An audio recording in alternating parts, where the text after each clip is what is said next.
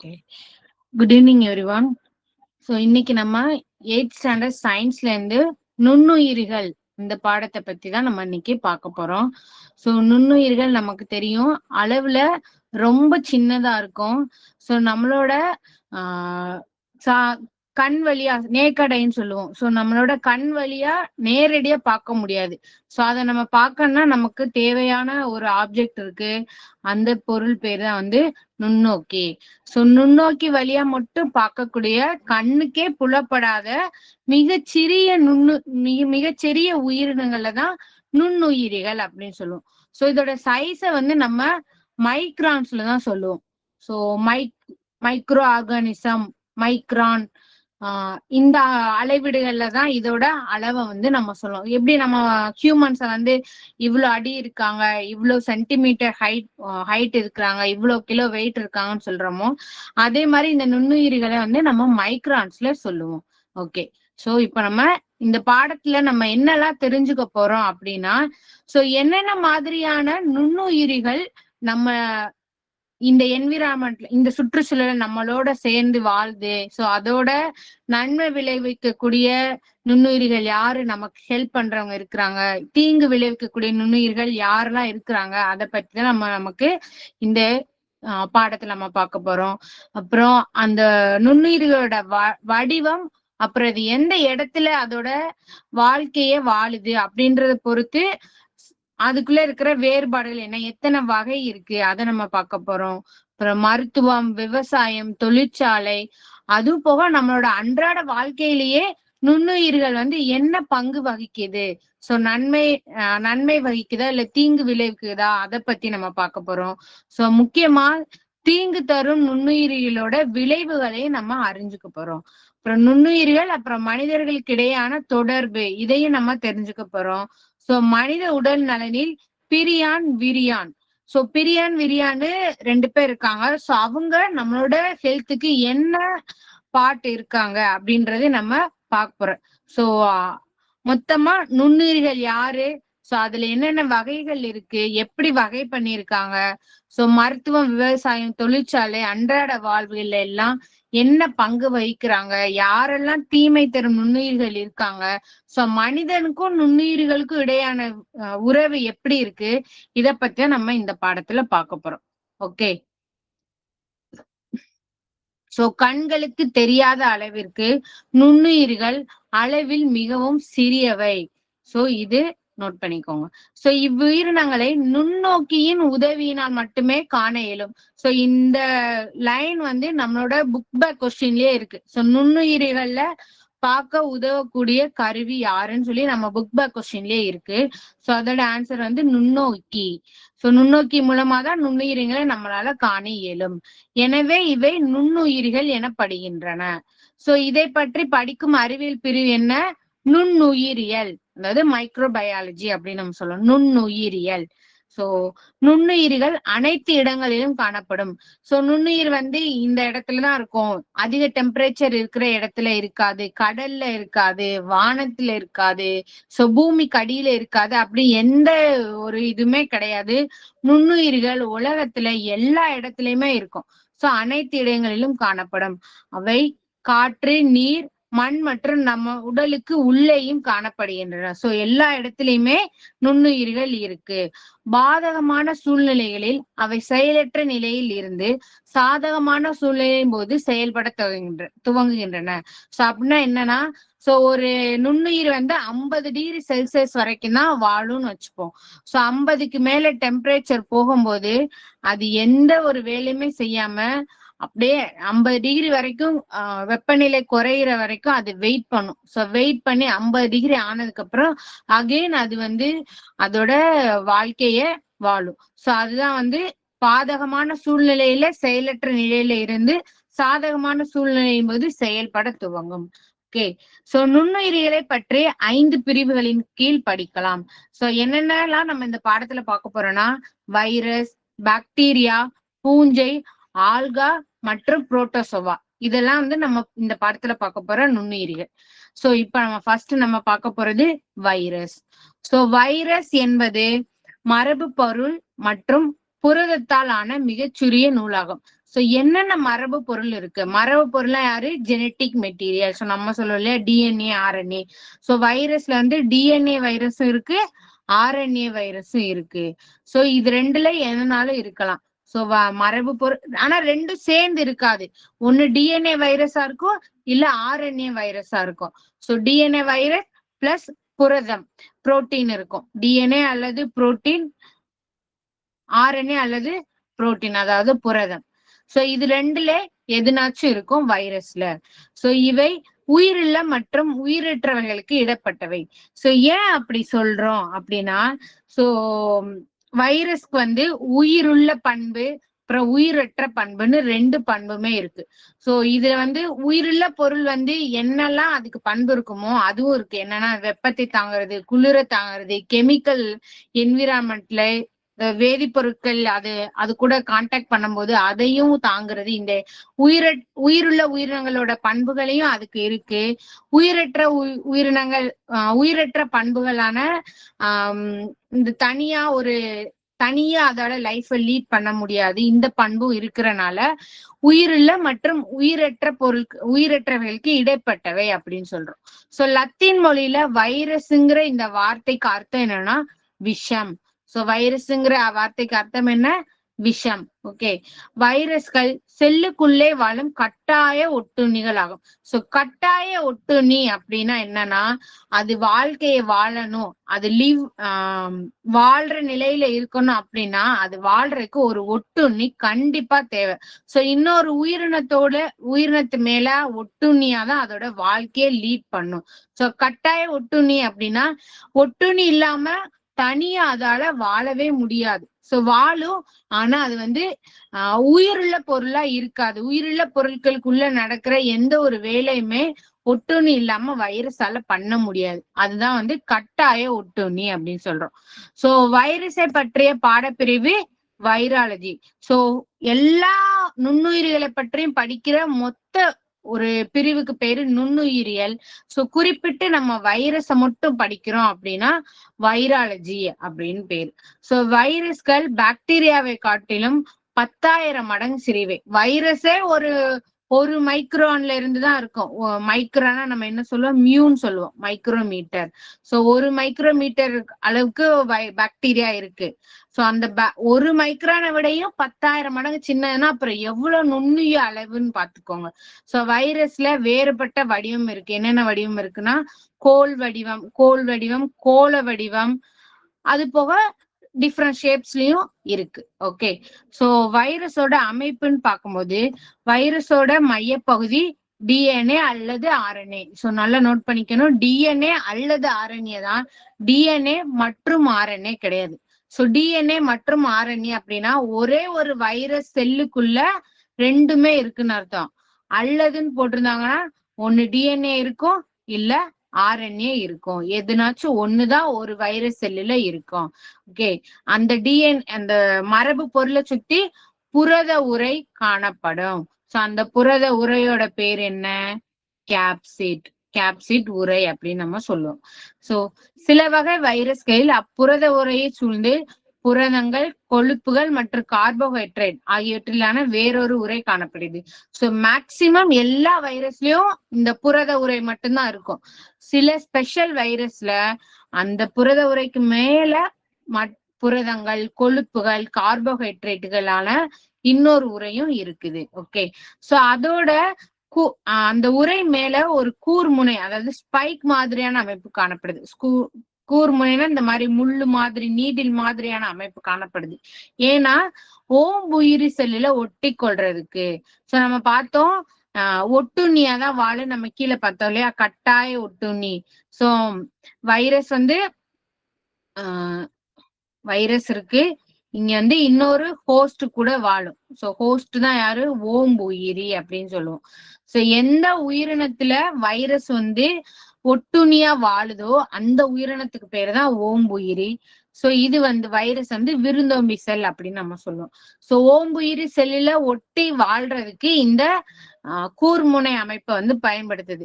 So ஒரு catch பண்ணி பிடிக்கிற மாதிரி நம்ம ஞாபகம் வச்சுக்கோங்க. அந்த மாதிரி அதை கேட்ச் பண்றதுக்கு இந்த வைரஸ்ல இருக்கிற இந்த ஸ்பைக் கூர்முனை அமைப்பு தான் யூஸ் ஆகுது. சோ ஓம்புயிரில ஒட்டி வாடுறதுக்கு இந்த கூர்முனை அமைப்பு உதவுது.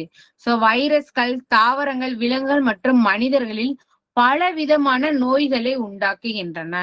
ஓகே, இப்போ வைரஸோட பண்புகள்னு பார்த்தோம். இப்போ மேலே நம்ம பார்த்தோம் இல்லையா, உயிருள்ள மற்றும் உயிரற்ற பண்புகளை கொண்டுள்ளன. சோ இப்போ உயிருள்ள பண்பு என்னெல்லாம் இருக்கு அப்படின்னு பார்த்தோம்னா, வெப்பம், வேதிப்பொருள் மற்றும் கதிரியக்கம் ஆகியவற்றுக்கு இவை பதில் வினை புரிகின்றன. சோ இப்போ நிறைய டைப் ஆஃப் வைரஸ் இருக்கு இல்லையா. சோ ஒரு வைரஸ் வந்து இப்போ குறைஞ்சது இப்ப நார்மல் டெம்பரேச்சர் நமக்கு என்ன இருக்கும், 30°C normal room temperature. So இந்த ரூம் டெம்பரேச்சர்ல தான் இந்த வைரஸ் வாழும். சோ ஏதோ ஒரு ரீசன்னால நம்ம வந்து அந்த ரூம் டெம்பரேச்சர் வந்து 50 வரைக்கும் உயருதுன்னு வச்சுக்கோங்க. சோ இந்த இடத்துல இது வந்து இன்ஆக்டிவா இருக்கும், வேலை செய்யாம. மேல நம்ம பார்த்தோம் இல்லையா, இங்க செயலற்ற நிலையில். சோ அந்த செயலற்ற நிலையில இருக்கும். சோ வெப்பம் இருக்கிறனால அதுக்கு பதிலுக்கு இது செயலற்ற நிலையை காட்டும்னு சொல்றோம் இல்லையா. சோ இந்த மாதிரி பதில் வினை வந்து உயிருள்ள பொருள் தான் பண்ணுவாங்க. சோ வைரஸ்க்கு உயிருள்ள பண்பு இருக்கு. ஓம்புயிரி செல்களினுள்ளே பெருக்கமடைந்து தங்களுடைய சந்ததிகளை உருவாக்கி கொள்கின்றன. சோ வைரஸ் வந்து பெருக்கம் அடைகிறதுக்கு ஓம்புயிரி தேவை. சோ அதுக்குள்ளேதான் பெருக்கமடைந்து அதோட சந்ததிகளை உருவாக்கி கொள்ளுது வைரஸ்கள். சோ இது ரெண்டுமே வைரஸோட உயிருள்ள பண்புன்னு சொல்றாங்க. சோ உயிரற்ற பண்பு அப்படின்னு பார்த்தோம்னா, தனிச்சையான சூழலில் இவை செயலற்ற நிலையை காணப்படுகின்றன. சோ வைரஸ் வந்து ஓம்புயிருக்குள்ள போனாதான் அது பெருக்கம் அடையும். சோம்புயிரே அது ரீச் பண்ணவே இல்லை, தனிமையா தன்னிச்சையான சூழல்ல தான் இருக்கு அப்படின்னா அது வந்து செயலற்ற நிலையில இருக்கும். இது வந்து ஒரு உயிரற்ற பண்புன்னு சொல்றாங்க. இவற்றை படிகமாக்கி பிற உயிரற்ற பொருட்களை போல நீண்ட நாட்கள் வைத்திருக்க முடியும். சோ இத வந்து படிகம்னா என்னது, கிறிஸ்டலைஸ் பண்ணிக்கிறது, உரைய வச்சு ஸ்டோர் பண்ணி ரொம்ப நாள் இதை வந்து நம்ம உயிரோட வச்சுக்க முடியும். சோ இந்த ரெண்டு பண்புமே இருக்கறனால வைரஸ்கள் வந்து உயிருள்ளவைக்கும் உயிரற்றவைக்கும் இடைப்பட்ட நுண்ணுயிரி அப்படின்னு நம்ம சொல்றோம். சோ இந்த டயக்ராம் பாருங்க. ஃபர்ஸ்ட் வந்து பாக்டீரியோஃபேஜ். சோ ஏன் சிக்கலான வடிவம் அப்படின்னு சொல்றாங்கன்னா, டிஎன்ஏ இருக்கு, ஒரு கேப்சிட் இருக்கு, அது போக வால் மாதிரியான அமைப்புமே இருக்கு. வைரஸ்க்கு நம்ம என்ன பார்த்தோம், மரபு பொருளும் புரத உரையும் மட்டும்தான் இருக்குன்னு தான் மேல பார்த்தோம். சோ ஆனா இங்க என்ன இருக்கு, வால் அமைப்பும் சேர்ந்து இருக்கிறதுனால இத வந்து சிக்கலான வடிவம் அப்படின்னு சொல்றாங்க. அது போக பாக்டீரியோஃபேஜ்னா பாக்டீரியாவே விழுங்கும் வைரஸ்கள். சோ பாக்டீரியா மேலதான் இது வாழும். சோ அதனாலதான் இது வந்து சிக்கலான வடிவம் அப்படின்னு சொல்றோம். சோ அடுத்து இன்னொன்னு பாருங்க, இன்ஃபுளுயன்சா கோள வடிவம். சோ கோள வடிவத்துல இருக்கு இல்லையா, இதோட வடிவம் பார்த்தாலே உங்களுக்கு தெரியும் கோள வடிவத்துல இருக்கு. சோ மேல புரதம் இருக்கு, கேப்சிட் உரை இருக்கு, ஆர்என்ஏ வைரஸ் இருக்கு. சோ அடுத்து நமக்கு கொடுத்திருக்க எக்ஸாம்பிள் பாருங்க, புகையிலை மொசைக் வடிவம். இத பாத்தீங்கன்னா உருளை வடிவத்துல இருக்கா. சோ உருளை வடிவம் வைரஸ் எடுத்துக்காட்டு வந்து புகையிலை மொசைக் வைரஸ். சோ இங்கேயும் ஆர்என்ஏ இருக்கு, கேப்சிட், புரதம் இருக்கு. சோ இதெல்லாம் வைரஸோட வகைகள். சோ இது வரைக்கும் நம்ம வைரஸ் பார்த்துட்டோம். சோ வைரஸ்னா என்ன, அதுல மரபு பொருள் இருக்கும், ஒரு புரதத்தாலான மிகச்சிறிய துகள். லத்தீன்ல வைரஸோட மீனிங் என்ன, விஷம். சோ இது வந்து கட்டாய ஒட்டுண்ணி. வைரஸை பற்றி படிக்கிற அறிவு வந்து வைராலஜி. 10,000 மடங்கு பாக்டீரியாவோட சின்னது. இதோட வடிவம் கோளம், பிற வடிவத்திலையும் இருக்கும். சோ இதுல டிஎன்ஏ இல்ல ஆர்என்ஏ இருக்கலாம், புரத உரை இருக்கும், அதை சுத்தியும் சில வைரஸ்கள்ல கொழுப்பு, கார்போஹைட்ரேட் உரைகள் இருக்கு. சோ அந்த உரைகள் மேல கூர்முனை ஸ்பைக் வடிவங்கள் காணப்படுது. சோ இந்த ஸ்பைக் வந்து ஓம்புயிரி செல்லுல ஒட்டிக்கிறதுக்கு உதவுது. சோ இது போக நோய்களை உண்டாக்குகின்றன. சோ வைரஸ்க்கு உயிருள்ள மற்றும் உயிரற்ற ரெண்டு பண்புகளுமே இருக்கு. சோ இதோட வைரஸ் முடிஞ்சது. சோ அடுத்தது பாக்டீரியா. சோ பாக்டீரியாக்கள் ஒரு செல்லால் ஆன புரோகேரியட்டுகள் ஆகும். சோ நம்ம சின்ன கிளாஸ்லயே நம்ம பார்த்திருப்போம், 6th 7thலயும் புரோகேரியோட் அண்ட் யூகேரியட்னு ரெண்டு பிரிவு பார்த்திருப்போம். சோ இது ரெண்டும் தான் நம்மளோட உயிரியல்லையே பேசிக் வந்து இந்த ரெண்டு டேர்ம் தான். சோ புரோகேரியட், யூகேரியட் அப்படின்னா யூனா உண்மையான அர்த்தம், கேரினா உட்கருன்னு அர்த்தம். சோ உண்மையான உட்கரு இருக்கு அப்படின்னா அந்த உட்கரு சுத்தி உட்கரு உரை அப்படின்னு ஒரு அமைப்பு இருக்கும்.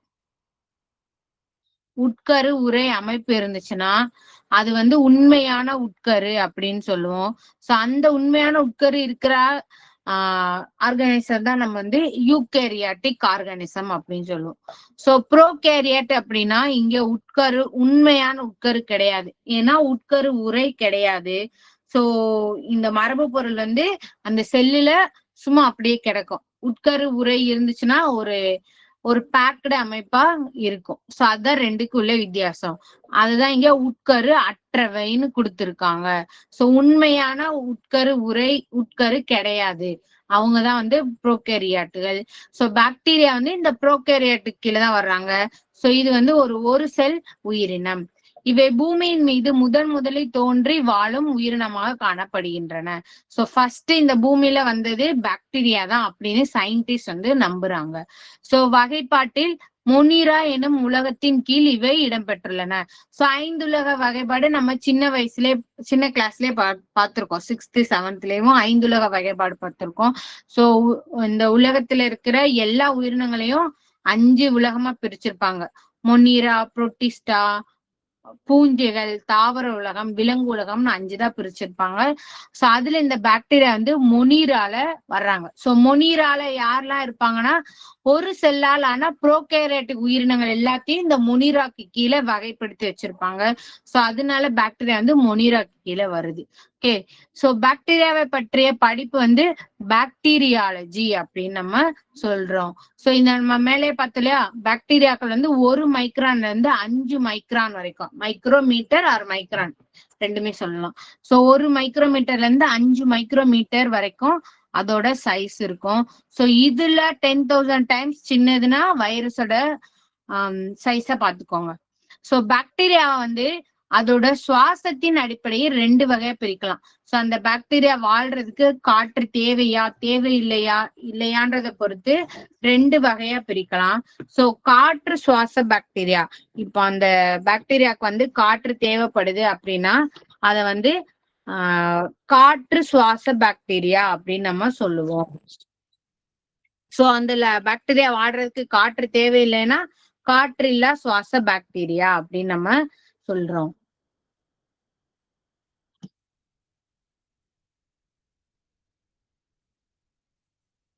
ஓகே, சோ அடுத்து பாக்டீரியா செல்லோட அமைப்பு பார்ப்போம்.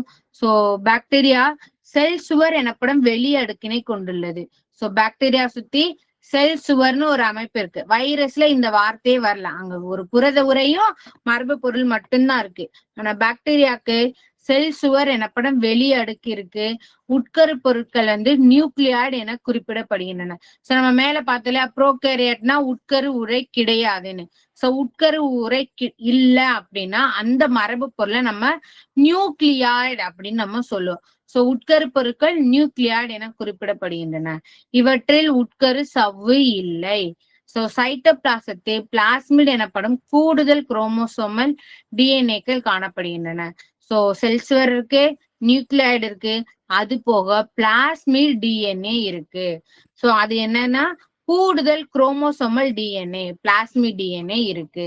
சோ பாக்டீரியால இருக்கிற புரோட்டீன் ஃபார்ம் என்ன அப்படின்னா 70S.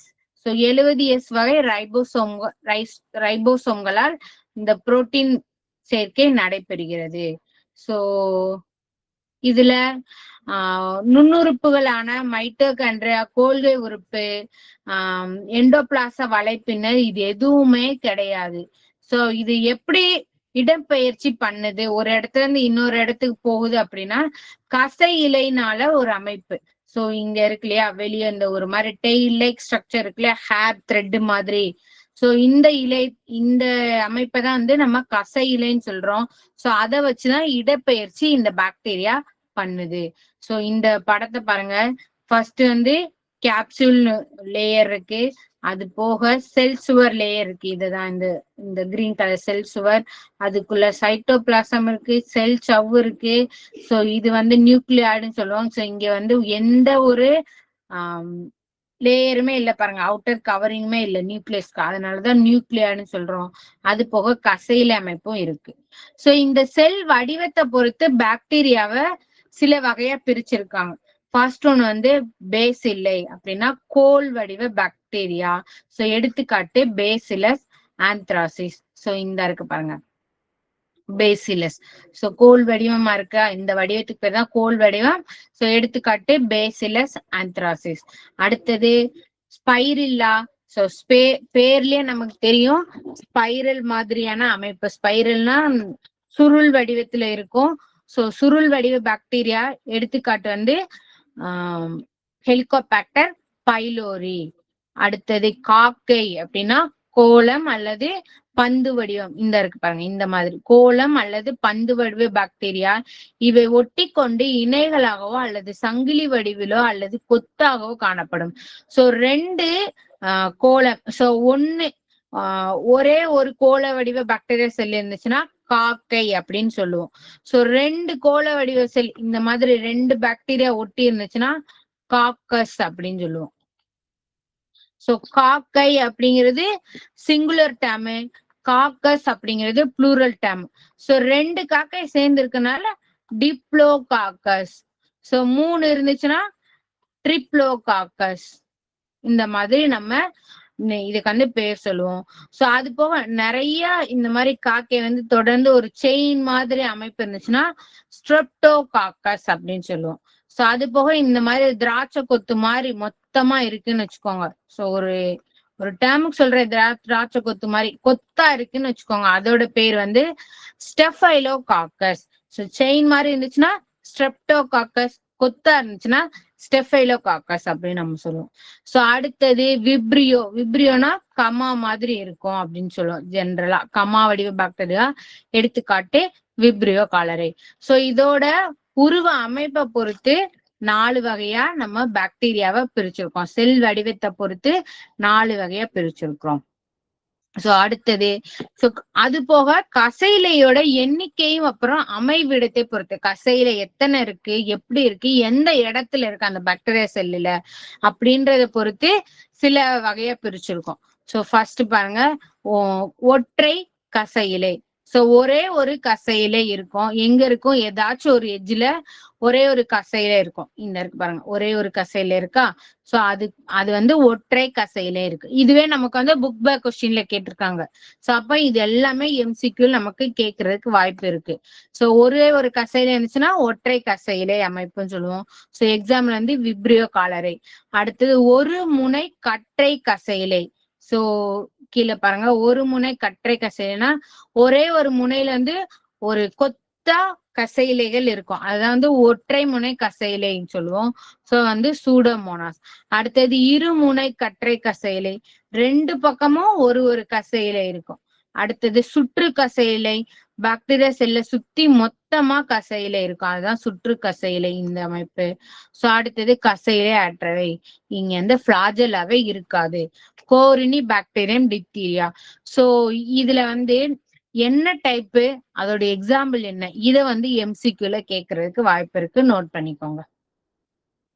சோ அடுத்தது பாக்டீரியாக்கள் பல வழிகளில் தமது உணவை பெறுகின்றன. சோ ஒளிச்சேர்க்கை பாக்டீரியாக்கள் தங்களது உணவை தானே தயாரித்துக் கொள்கின்றன. சோ சில பாக்டீரியா வந்து சைனோ பாக்டீரியம் எக்ஸாம்பிள் வச்சுக்கோங்க. சோ அது என்ன பண்ணா, அது வந்து ஒளிச்சேர்க்கை பண்ணி அதுக்கு தேவையான உணவை வந்து அதுவே தயாரிச்சுக்கிறோம். சோ இதுவும் இருக்கு. சில பாக்டீரியாக்கள் வந்து அசாதாரண சூழலில் வாழும் பாக்டீரியாக்கள் சூரியனிடமிருந்து கிடைக்கும் ஆற்றலுக்கு பதிலாக வேதிப்பொருட்களை பயன்படுத்தி உணவை தயாரிக்கின்றன. இப்போ நமக்கு ஒளிச்சேர்க்கை செய்யணும்னா அங்க சூரிய ஒளி இருக்கணும், தண்ணி இருக்கணும், காற்று இருக்கணும், இது எல்லாமே இருக்கு அப்படின்னா இந்த பாக்டீரியா வந்து அதுக்கு தேவையான உணவை தயாரிச்சுக்கிறோம். இப்ப சூரிய ஒளி கிடைக்கல, இல்ல தண்ணி இல்ல, காற்று இல்ல, அப்ப அந்த இடத்துல என்ன பண்ணும் அப்படின்னா அம்மோனியா, ஹைட்ரஜன் சல்பைடு மாதிரியான வேதிப்பொருட்களை பயன்படுத்தி அதுக்கு தேவையான உணவை தயாரிச்சுக்கிறோம். சோ இந்த தயாரிப்பு செயல்முறைக்கு பேரு வேதி தற்சார்பு உணவூட்டம். சோ மேல சொன்னது தற்சார்பு உணவூட்டம். ஒளிச்சேர்க்கை மூலமா நமக்கு தேவையான ஃபுட்டை எடுத்துக்கிற பேரு தற்சார்பு உணவூட்டம். சோ இந்த மாதிரி கெமிக்கல் ரியாக்ஷன் பண்ணி அது மூலமா எடுத்துக்கிற பேரு வேதி தற்சார்பு உணவூட்டம். ஓகே. சோ சில பாக்டீரியாக்கள் வந்து கூட்டுயிர் வாழ்க்கையை மேற்கொள்கின்றன. சோ கூட்டுயிர்னா மனிதனோட மனிதன் மாதிரியான பிற உயிரினங்கள் மேல அது ஒட்டி அதோட வாழ்க்கையை வாழும். சோ அதுதான் வந்து கூட்டுயிர் வாழ்க்கை முறை அப்படின்னு நம்ம சொல்லுவோம். சோ கூட்டுயிர் அப்படின்னா வந்து பாக்டீரியாவுக்கும் அது ஹெல்ப்ஃபுல்லா இருக்கும். எந்த உயிரினத்து மேல வாழுதோ அந்த உயிரினத்துக்கும் ஹெல்ப்ஃபுல்லா இருக்கும். ரெண்டு பேருக்குமே ஹெல்ப் பண்ற மாதிரி இருப்பாங்க. சோ அவங்களதான் வந்து கூட்டுயிர் வாழ்க்கை முறை அப்படின்னு சொல்லுவோம். சோ எக்ஸாம்பிள் வந்து ஈகோலை பாக்டீரியா மனிதனோட சிறுகுடல்ல இருக்கு. சோ பாக்டீரியா வந்து பிளத்தல் முறையில் இனப்பெருக்கம் செய்கின்றன.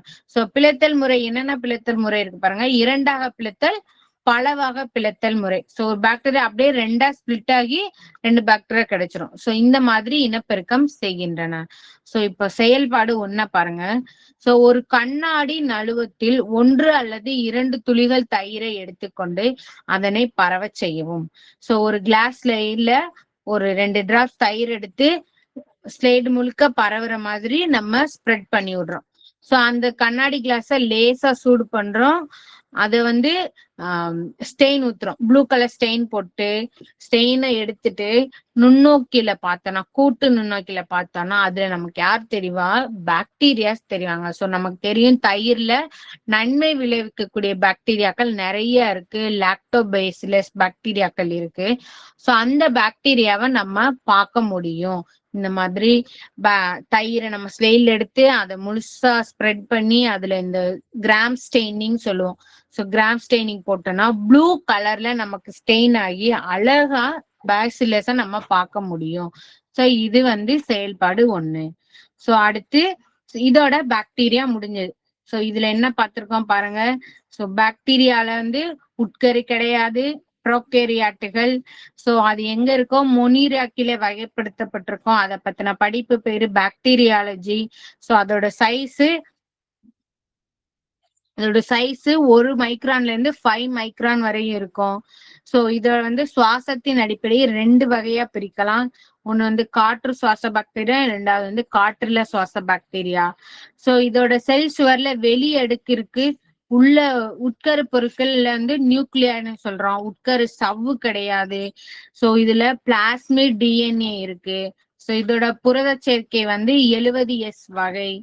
அப்புறம் இதுல வந்து நுண்ணுறுப்புகளான மைட்டோகாண்ட்ரியா, கோல்கை உடலம், எண்டோபிளாச வலைப்பின்னல் எதுவுமே கிடையாது. கசையிலே வச்சு இது இடப்பெயர்ச்சி பண்ணுது. சோ வடிவத்தை பொறுத்து 4 வகை இருக்கு. பேசிலை, ஸ்பைரில்லா, காக்கை, அப்புறம் விப்ரியோன்னு 4 வகை இருக்கு. கசையிலை எந்த கசையிலோட எண்ணிக்கை அமைவிடத்தை பொறுத்து 5 வகை இருக்கு. ஒற்றை கசையிலை, ஒருமுனை கற்றை கசையிலை, இருமுனை கற்றை கசையிலை, சுற்று கசையிலை, கசையிலை அட்டைன்னு 5 வகை இருக்கு. சோ அதுக்கு தேவையான உணவை அதுவே தயாரிச்சுக்கிறோம். இல்லைன்னா வேதிப்பொருட்களை பயன்படுத்தி தயாரிச்சுக்கிறோம். அந்த செயல்முறைக்கு பேரு வேதி தற்சார்பு உணவூட்டம் சொல்லுவோம். சோ அது போக கூட்டுயிர் வாழ்க்கை வாழக்கூடிய பாக்டீரியாக்களும் இருக்கு. சோ அதோட இனப்பெருக்க முறை பிளத்தல் முறையில இனப்பெருக்கம் பண்ணும். So that is all about bacteria. So நம்ம வைரஸ் பார்த்துட்டோம், பாக்டீரியா பார்த்துட்டோம். அடுத்து நம்ம பார்க்க போறவங்க பூஞ்சை.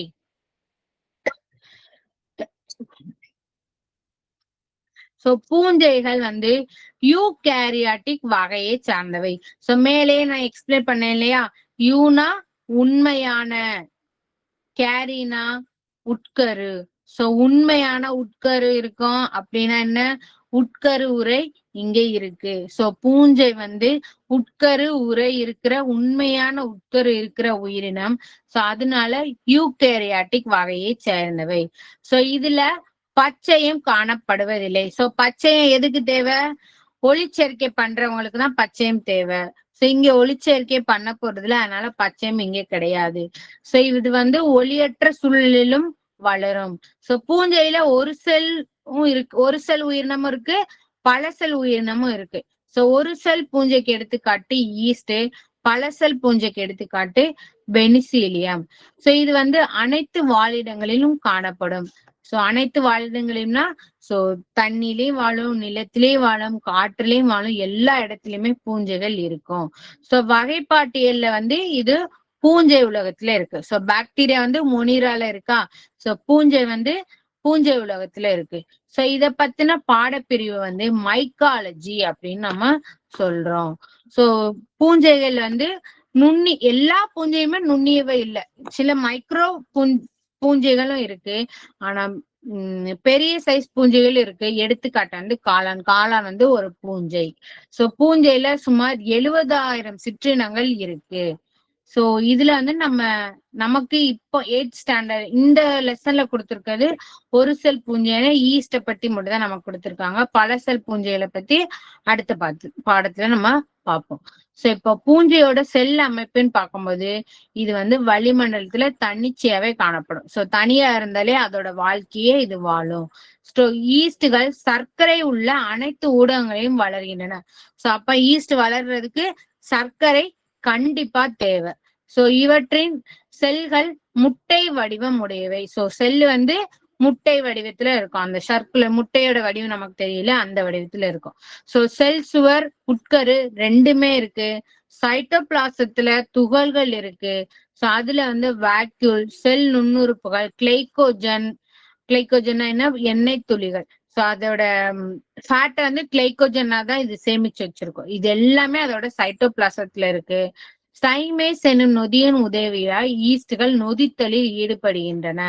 சோ ஈஸ்ட் வந்து நம்ம எங்கெல்லாம் யூஸ் பண்ணுவோம், பிரெட்டை வந்து செய்யறதுக்கு நம்ம ஈஸ்ட் வந்து பேக்கரியில யூஸ் பண்ணுவாங்க. இது வந்து பொதுவா நமக்கு தெரியும். ஏன் ஈஸ்ட் யூஸ் பண்றாங்க அப்படின்னா நொதித்தலுக்கு. அப்பதான் வந்து பிரெட் மாவு அப்படியே புஃப்னு வரும் இல்லையா, ஊதி நொதிச்சு வருதுன்னு சொல்லுவாங்க.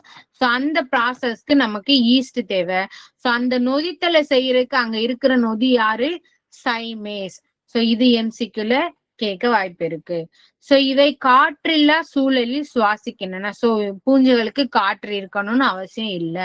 சோ மொட்டு விடுதல் முறையில இனப்பெருக்கம் செய்கின்றன பூஞ்சைகள்.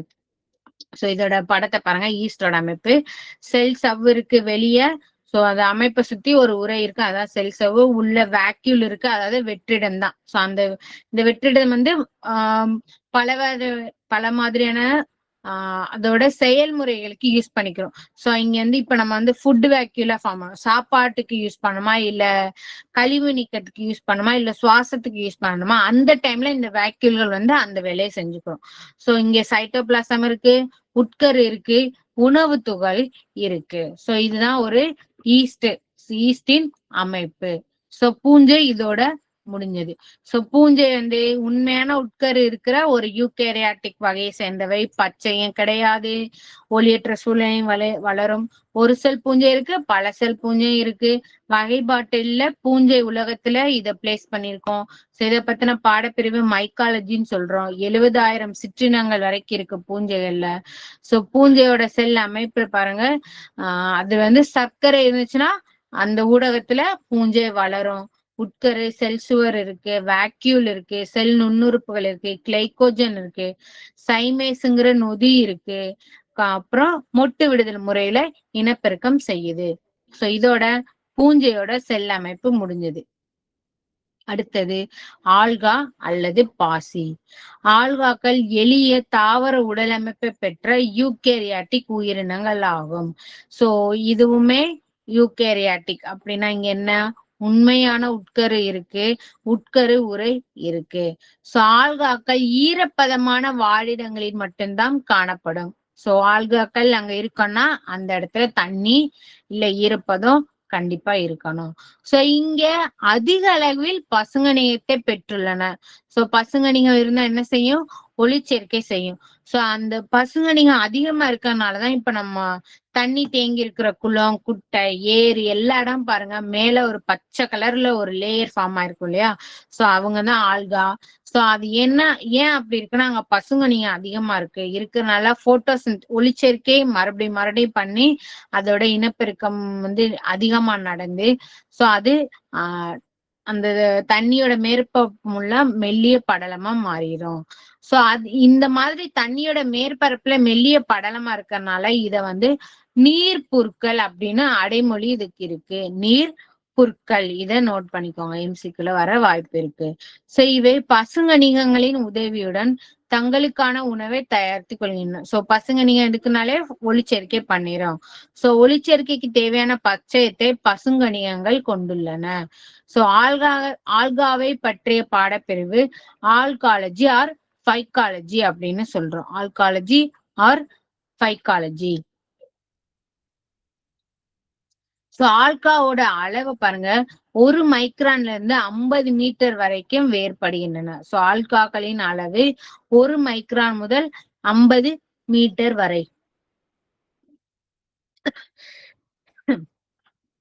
சோ இது வந்து ஒரு செல் ஆல்காவும் இருக்கலாம், இல்ல பல செல் இருக்கிற பெரிய அளவு ஆல்காவும் இருக்கலாம். சோ ஒரு செல் ஆல்கான எக்ஸாம்பிள் பாருங்க, கிளமேடோமோனாஸ். பல செல்லுனா சர்க்காசம் அப்படின்னு நம்ம சொல்றோம், எடுத்துக்காட்டு. சோ ஒரு செல்லாலான ஆல்காக்கள் வேறுபட்ட வடிவங்களில் உள்ளன. சோ ஒரு செல் ஆல்கா வந்து டிஃப்ரெண்ட் ஷேப்ஸ்ல இருக்கு. பல செல்களான ஆல்காக்கள் வந்து அதுல வந்து பிரான்சஸ் கிளைத்து கிளைத்து காணப்படும். அதுதான் வந்து பல இலைகளுடன் கிளைத்து காணப்படுகின்றன. சோ இதுலயும் வந்து நம்ம ஒரு செல் ஆல்கா மட்டும் தான் பார்க்க போறோம். பல செல் ஆல்காவா அடுத்த படத்துல பார்க்க போறோம். சோ ஒரு செல் ஆல்கா நமக்கு எக்ஸாம்பிள் என்ன கொடுத்திருக்காங்க, கிளமேடோமோனாஸ். கிளமேடோமோனாஸ் எளிய ஒரு செல்லாலான நகரும் திறனுடைய நன்னீர் வாழ் பாசியாகும். சோ ஆல்கா வந்து தண்ணி இருக்கிற இடத்துலதான் வாழ நம்ம பார்த்துட்டோம். சோ அதுலயுமே நன்னீர்ல இருக்கிற பாசிகளும் இருக்கு, உப்பு நீர்ல இருக்கிற பாசிகளும் இருக்கு. இதுல கிளமேடோமோனாஸ் வந்து ஒரு எளிய ஒரு செல்லான நகரும் திறனுடைய நன்னீர் வாழ் பாசி. ஓகே, இது முட்டை, கோலம் அல்லது பேரிக்காய் வடிவத்துல இருக்கும். சோ இந்த கிளமெடமோனஸோட அமைப்பை பார்த்தாலே தெரியும், இது பேரிக்கா ஷேப்ல தான் இருக்கு. பேரிக்கா நமக்கு எல்லாம் தெரியும் இல்லையா? சோ இந்த பேரிக்கா அமைப்புல தான் இருக்குன்னு நமக்கே தெரியும்.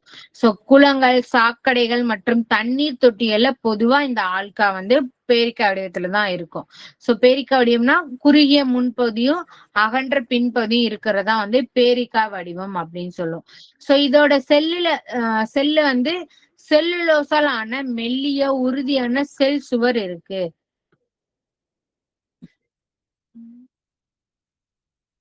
சோ இந்த செல் சுவர் இருக்கு இல்லையா, இதுதான் வந்து என்னது, செல்லுலோசால் ஆனது. சோ இத நம்ம நோட் பண்ணிக்கணும். செல்லுலோசால் ஆன மெல்லிய உறுதியான செல் சுவர் இருக்கு.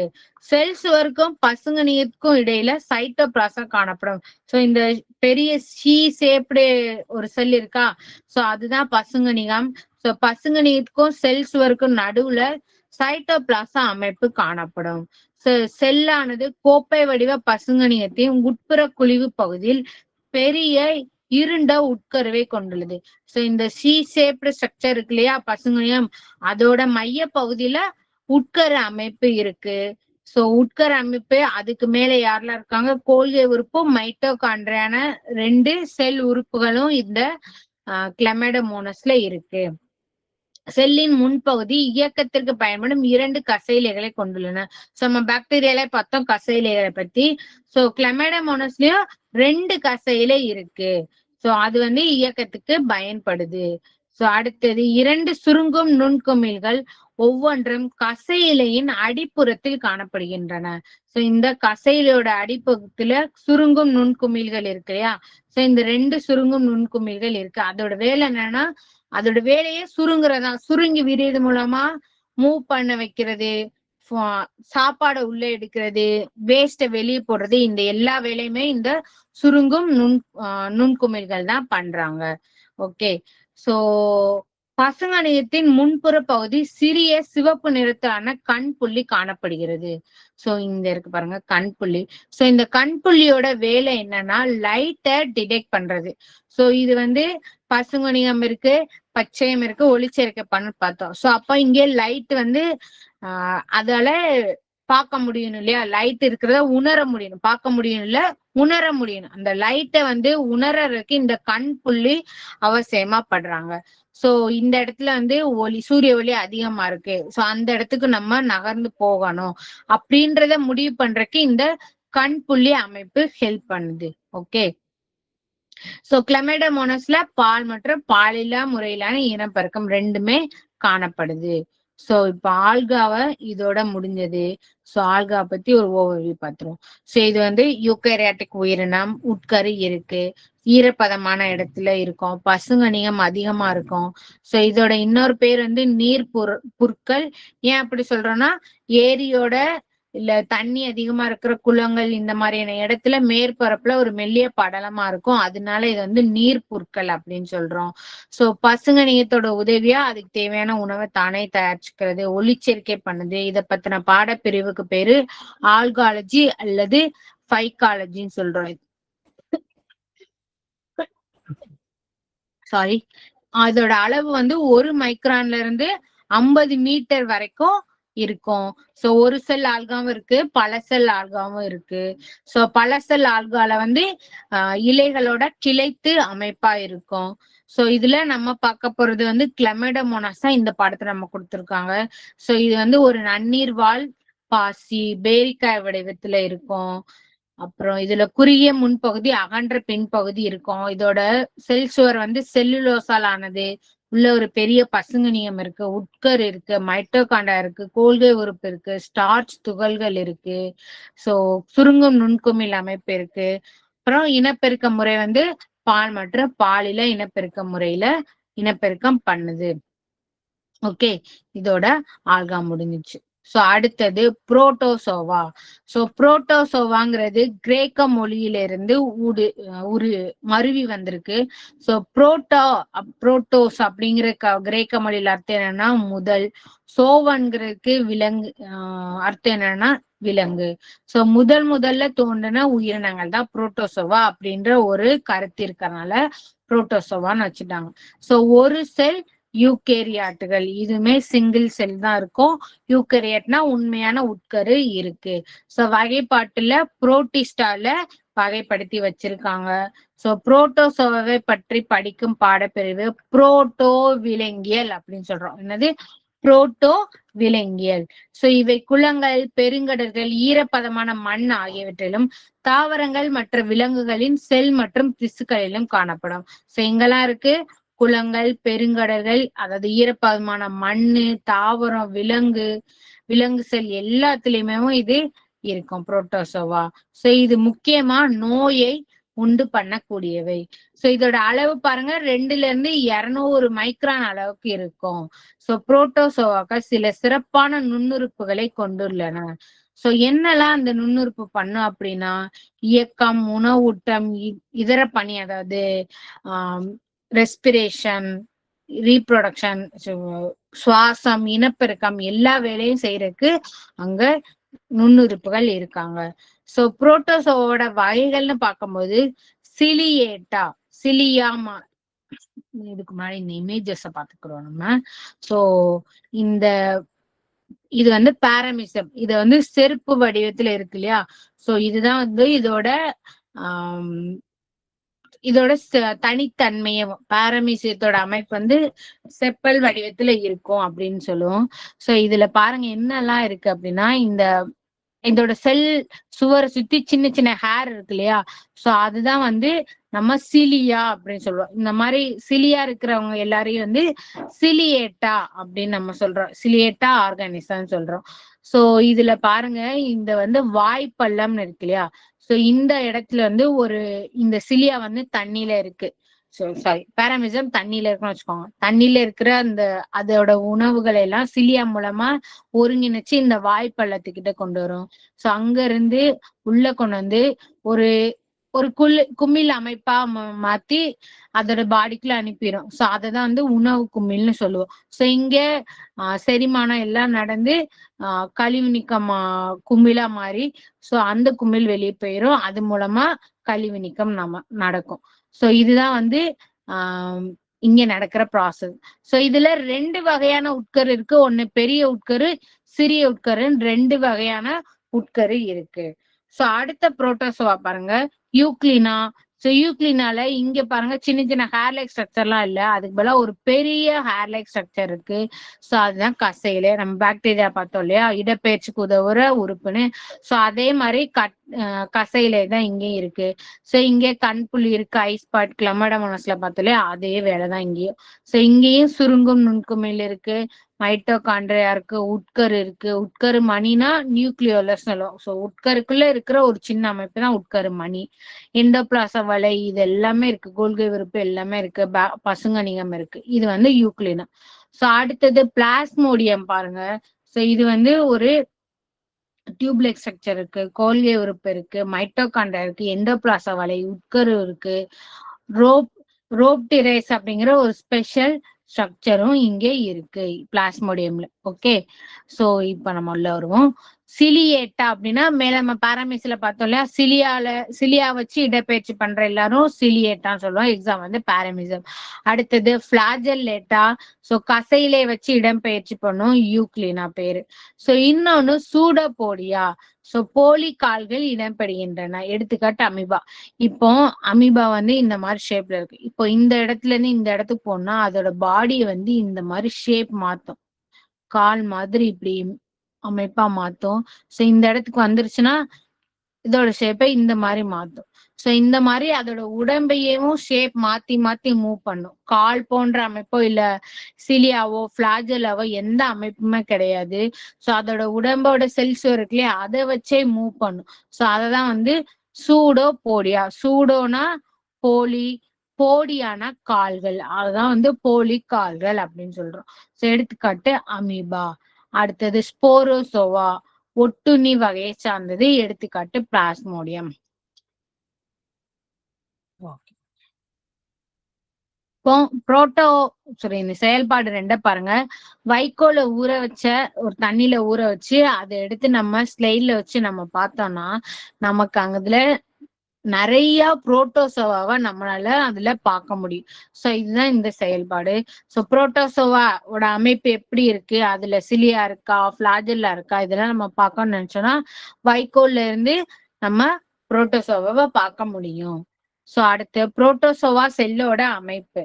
சோ இதுல நம்ம கொடுத்திருக்கிறது அமீபா தான். சோ நான் சொன்னேன்ல இந்த போலி கால்கள் அமைப்பு, இதுதான் ஒரு கால் மாதிரியான அமைப்பு இருக்கு இல்லையா. சோ இது வந்து அதோட அமைப்பை மாத்திக்கிட்டே இருக்கும், அதனாலதான் இதுக்கு பேர் வந்து போலி கால்கள். சோ அமீபா நுண்ணிய ஒரு செல்லால் ஆன உயிரினம். சோ இது வந்து ஒரு செல் உயிரினம். இவை குளத்து நீரில் காணப்படுகின்றன, ஒழுங்கற்ற வடிவம் உடையவை. சோ இவை செல் சவ்வு, சைட்டோபிளாசம் மற்றும் உட்கருவை கொண்டுள்ளன. அமீபா என்பது போலிக்கால்கள். சோ லத்தீன்ல வந்து பொய்க்கால்கள்னு அர்த்தம். சூடோபோடியாங்கிற வார்த்தைக்கு லத்தீன்ல பொய்க்கால்கள்னு அர்த்தம். சோ போலிக்கால்கள் மூலம் இடம்பெயரும் ஒரு புரோட்டோசோவா ஆகும். சோ போலிக்கால்கள் செல் சவ்வின் நீட்சி அடைந்த பகுதியாகும். சோ செல் சவ்வோட நீட்சி தான். சோ நீட்சினா அதுல இருந்து எக்ஸ்டெண்ட் ஆகிற பகுதியை தான் வந்து நீட்சி அப்படின்னு சொல்றோம். சோ இரையை பிடிக்கிறதுக்கு அந்த போலிக்கால்கள் உதவுகின்றன. சோ அமீபாவின் உடலானது உணவு துகள்களை சூழ்ந்து ஒரு குமிழை உருவாக்குவதன் மூலம் அவற்றை விழுங்குகின்றன. சோ என்னன்னா, சோ இந்த அமைப்புல இப்ப ஃபுட் இருக்கு. சோ இந்த இருப்பாங்க உணவு துகள் வருதா. சோ இந்த இடத்த அப்படியே இந்த போலிக்கால்கள் வந்து சூழ்ந்துரும். சூழ்ந்து இந்த ஃபுட் வேக்யூல இருந்து உள்ள போயிடும். சோ இங்க வந்து ஒரு குமிழ் அமைப்பா ஃபார்ம் பண்ணி அதை உள்ள இழுத்துரும். சோ அதுதான் உணவு துகள்களை சூழ்ந்து ஒரு குமிழ் அமைப்பா ஃபார்ம் பண்ணி குமிழை உருவாக்குவதன் மூலம் அவற்றை விழுங்குகின்றன. சோ சைட்டோபிளாசத்தில் உள்ள சுருங்கும் நுண்குமிழ்கள் கழிவு நீக்கத்திற்கு உதவுகின்றன. சோ சுருங்கும் குமிழ்கள் அமைப்பு எதுக்கு உதவுது, கழிவு நீக்கத்திற்கு உதவுகின்றன. இணைவு மற்றும் ஸ்போர் உருவாகுதல் முறையில் அமீபாவில் இனப்பெருக்கம் நடைபெறும். ஓகே, இதுதான் புரோட்டோசோவால அமீபாவை பத்தி நம்ம பார்த்திருக்கிறது. சோ என்னது, ஒரு செல் உயிரினம், குளத்து நீர்ல காணப்படும், ஒழுங்கான வடிவம் இதுக்கு கிடையாது. சோ போலிக்கால்கள் மூலம் இடம்பெயரும். சோ அதோட இரையை பிடிக்கிறதுக்கு போலிக்கால்கள் உதவுகின்றன. உணவு துகள்களை வந்து குமிழ் அமைப்பா மாத்தி விழுங்கிரும். சுருங்கும் நுண்குமிழ்கள் வந்து கழிவு நீக்கத்திற்கு உதவி செய்யும். சோ அடுத்த மைக்ரோ ஆர்கானிசம்ல நம்ம பார்க்க போறது பீரியான்கள். சோ பிரியான் என்ற சொல்லோட பொருள் என்ன? புரதத்தால் ஆன தொற்று துகள். சோ இந்த வார்த்தையில என்னன்னா பிரியான்ற வார்த்தையை கண்டுபிடிச்சிருக்காங்க. சோ புரதத்தால் ஆன தொற்று துகள் அந்த வார்த்தையில இருந்துதான் பிரியான்கிற வார்த்தையை உருவாக்கியிருக்காங்க. சோ பிரியான்கள் டிஎன்ஏ மற்றும் ஆர்என்ஏ ரெண்டுமே கிடையாது பிரியான்கள்ல. எனவே இது வந்து நோய் தொற்றை ஏற்படுத்துவதில்லை.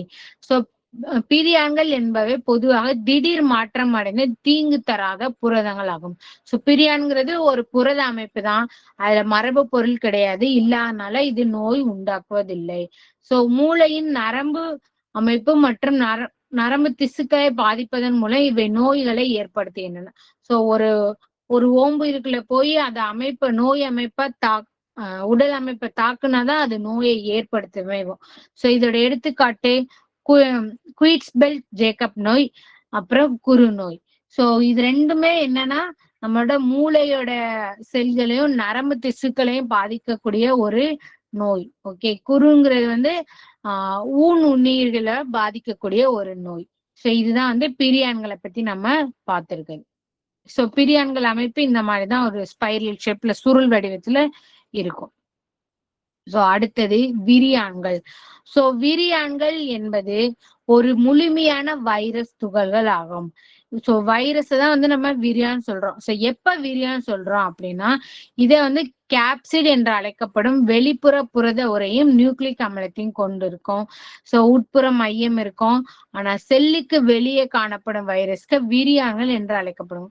நம்ம மேலே பார்த்தோம்ல, வைரஸ் வந்து இனப்பெருக்கம் பண்ணணும், எண்ணிக்கையில பெருகணும் அப்படின்னா ஒரு ஒட்டுண்ணிக்குள்ள ஓம்புயிருக்குள்ள வாழன்னு பார்த்தோம் இல்லையா? சோ ஓம்புயிருக்குள்ள போகாம தனியா என்விரான்மெண்ட்ல இருக்கிறவங்களுக்கு பேர் வந்து இருக்கிற வைரஸ்க்கு பேர் வந்து விரியான்கள். சோ விரியான்கள் உயிருள்ள திசுக்களை பாதிப்பை ஏற்படுத்தும் திறன் பெற்றவை. ஓகே, சோ இதே நான் வைரஸோட அமைப்பு மாதிரியே தான் இங்கேயும் இருக்கும். ஸ்பைக் இருக்கும், நியூக்ளிக் அமிலம் இருக்கும், புரத உரை இருக்கும், கொழுப்பு உரை இருக்கும். சோ இது எல்லாமே விரியான்களோட அமைப்பு. சோ இது வரைக்கும் வெவ்வேறு வகையான நுண்ணுயிரிகளை பார்த்துட்டோம். வைரஸ், பாக்டீரியா, பூஞ்சை, அப்புறம் புரோட்டோசோவா, ஆல்கா, விரியான், பிரியான் மாதிரியான நுண்ணுயிரிகள் எல்லாம் பார்த்துட்டோம். சோ இப்ப நம்ம பார்க்க போறது நுண்ணுயிரிகளோட பயன்பாடு. சோ நுண்ணுயிர்களுக்கும் மனிதருக்கும் உள்ள தொடர்பை பார்க்கணும்னா அதோட பயன்பாடும் தீங்கு விளைவிக்கக்கூடிய தன்மையை நம்ம பார்க்கணும். சோ அதுல நம்ம பார்க்க போறது நுண்ணுயிர்களின் வகைப்பாடு. சோ ஃபர்ஸ்ட் மருத்துவம். சோ நுண்ணுயிரிகள்ல இருந்துதான் எதிர் உயிர்கொல்லிகள், அதாவது ஆன்டிபயாட்டிக் மற்றும் தடுப்பூசிகள் ரெண்டுமே நம்ம தயாரிக்கிறோம். சோ நுண்ணுயிரிகள் இருந்தது ஆன்டிபயோட்டிக், அப்புறம் வேக்சின் ரெண்டுமே தயாரிக்கிறோம். சோ எதிர் உயிர்கொல்லிகள், அதாவது ஆன்டிபயோட்டிக். சோ ஆன்டி அப்படின்னா எதிராக. சோ எதுக்கு எதிராக? ஏதாச்சும் ஒரு தீங்கு விளைவிக்கக்கூடிய நுண்ணுயிருக்கு எதிரா ஒரு எதிர் உயிர்கொல்லியை தயாரிக்கிறோம் இல்லையா? சோ அதுதான் வந்து ஆன்டிபயாட்டிக். சோ இத வந்து முதல்ல இந்த ஆன்டிபயாட்டிக்ன்ற ஒரு விஷயத்த முதல்ல கண்டுபிடிச்சவர் வந்து சர் அலெக்சாண்டர் பிளெமிங். சோ இதுதான் வந்து முதல்ல கண்டுபிடிச்ச எதிர் உயிர்கொல்லி. சோ இதை கண்டுபிடிச்சவர் பேரு சர் அலெக்சாண்டர் பிளெமிங். 1928 கண்டுபிடிச்சிருக்காரு. சோ இத எந்த உயிரினத்துல இருந்து எடுக்கிறாருன்னா பெனிசிலியம் கிரைசோஜினம். சோ அந்த உயிர்கொல்லிக்கு பேர் வந்து பெனிசிலின். எந்த உயிரினத்துல இருந்து எடுக்கிறாருன்னா பெனிசிலியம் கிரைசோஜினம் அப்படிங்கிற பூஞ்சையில இருந்து எடுக்கிறாரு. இதை நம்ம நோட் பண்ணிக்கணும். பூஞ்சை ஒரு நுண்ணுயிர். சோ பூஞ்சையில இருந்து பெனிசிலிங்கிற ஆன்டிபயோட்டிக்கை எடுக்கிறாரு. சோ இது எதுக்காக எல்லாம் யூஸ் பண்றாங்க? டெட்டனஸ், டிப்தீரியா போன்ற நோய்களுக்கு எதிரா நமக்கு எடுக்கிறோம். ஸ்ட்ரெப்டோமைசின் எனும் எதிர் உயிர்கொல்லி ஸ்ட்ரெப்சோமைசிஸ் எனும் பாக்டீரியாவிலிருந்து பெறப்படுகிறது. சோ ஸ்ட்ரெப்டோமைசிஸ்ங்கிற ஒரு பாக்டீரியால இருந்து ஸ்ட்ரெப்டோமைசின் அப்படின்ற ஒரு ஆன்டிபயோட்டிக்கை நம்ம எடுத்துக்கிறோம். சோ இது வந்து பாக்டீரியா தொற்றுக்கு எதிராக சிகிச்சை அளிக்கிறதுக்கு யூஸ் பண்றோம். சோ என்ன மாதிரியான பாக்டீரியா தொற்றுனா பிளேக் மாதிரியான பாக்டீரியா தொற்றுக்கு அகைன்ஸ்டா யூஸ் பண்றோம். சோ அடுத்த டைப் வந்து தடுப்பூசி. தடுப்பூசிகள் என்பது இறந்து போன அல்லது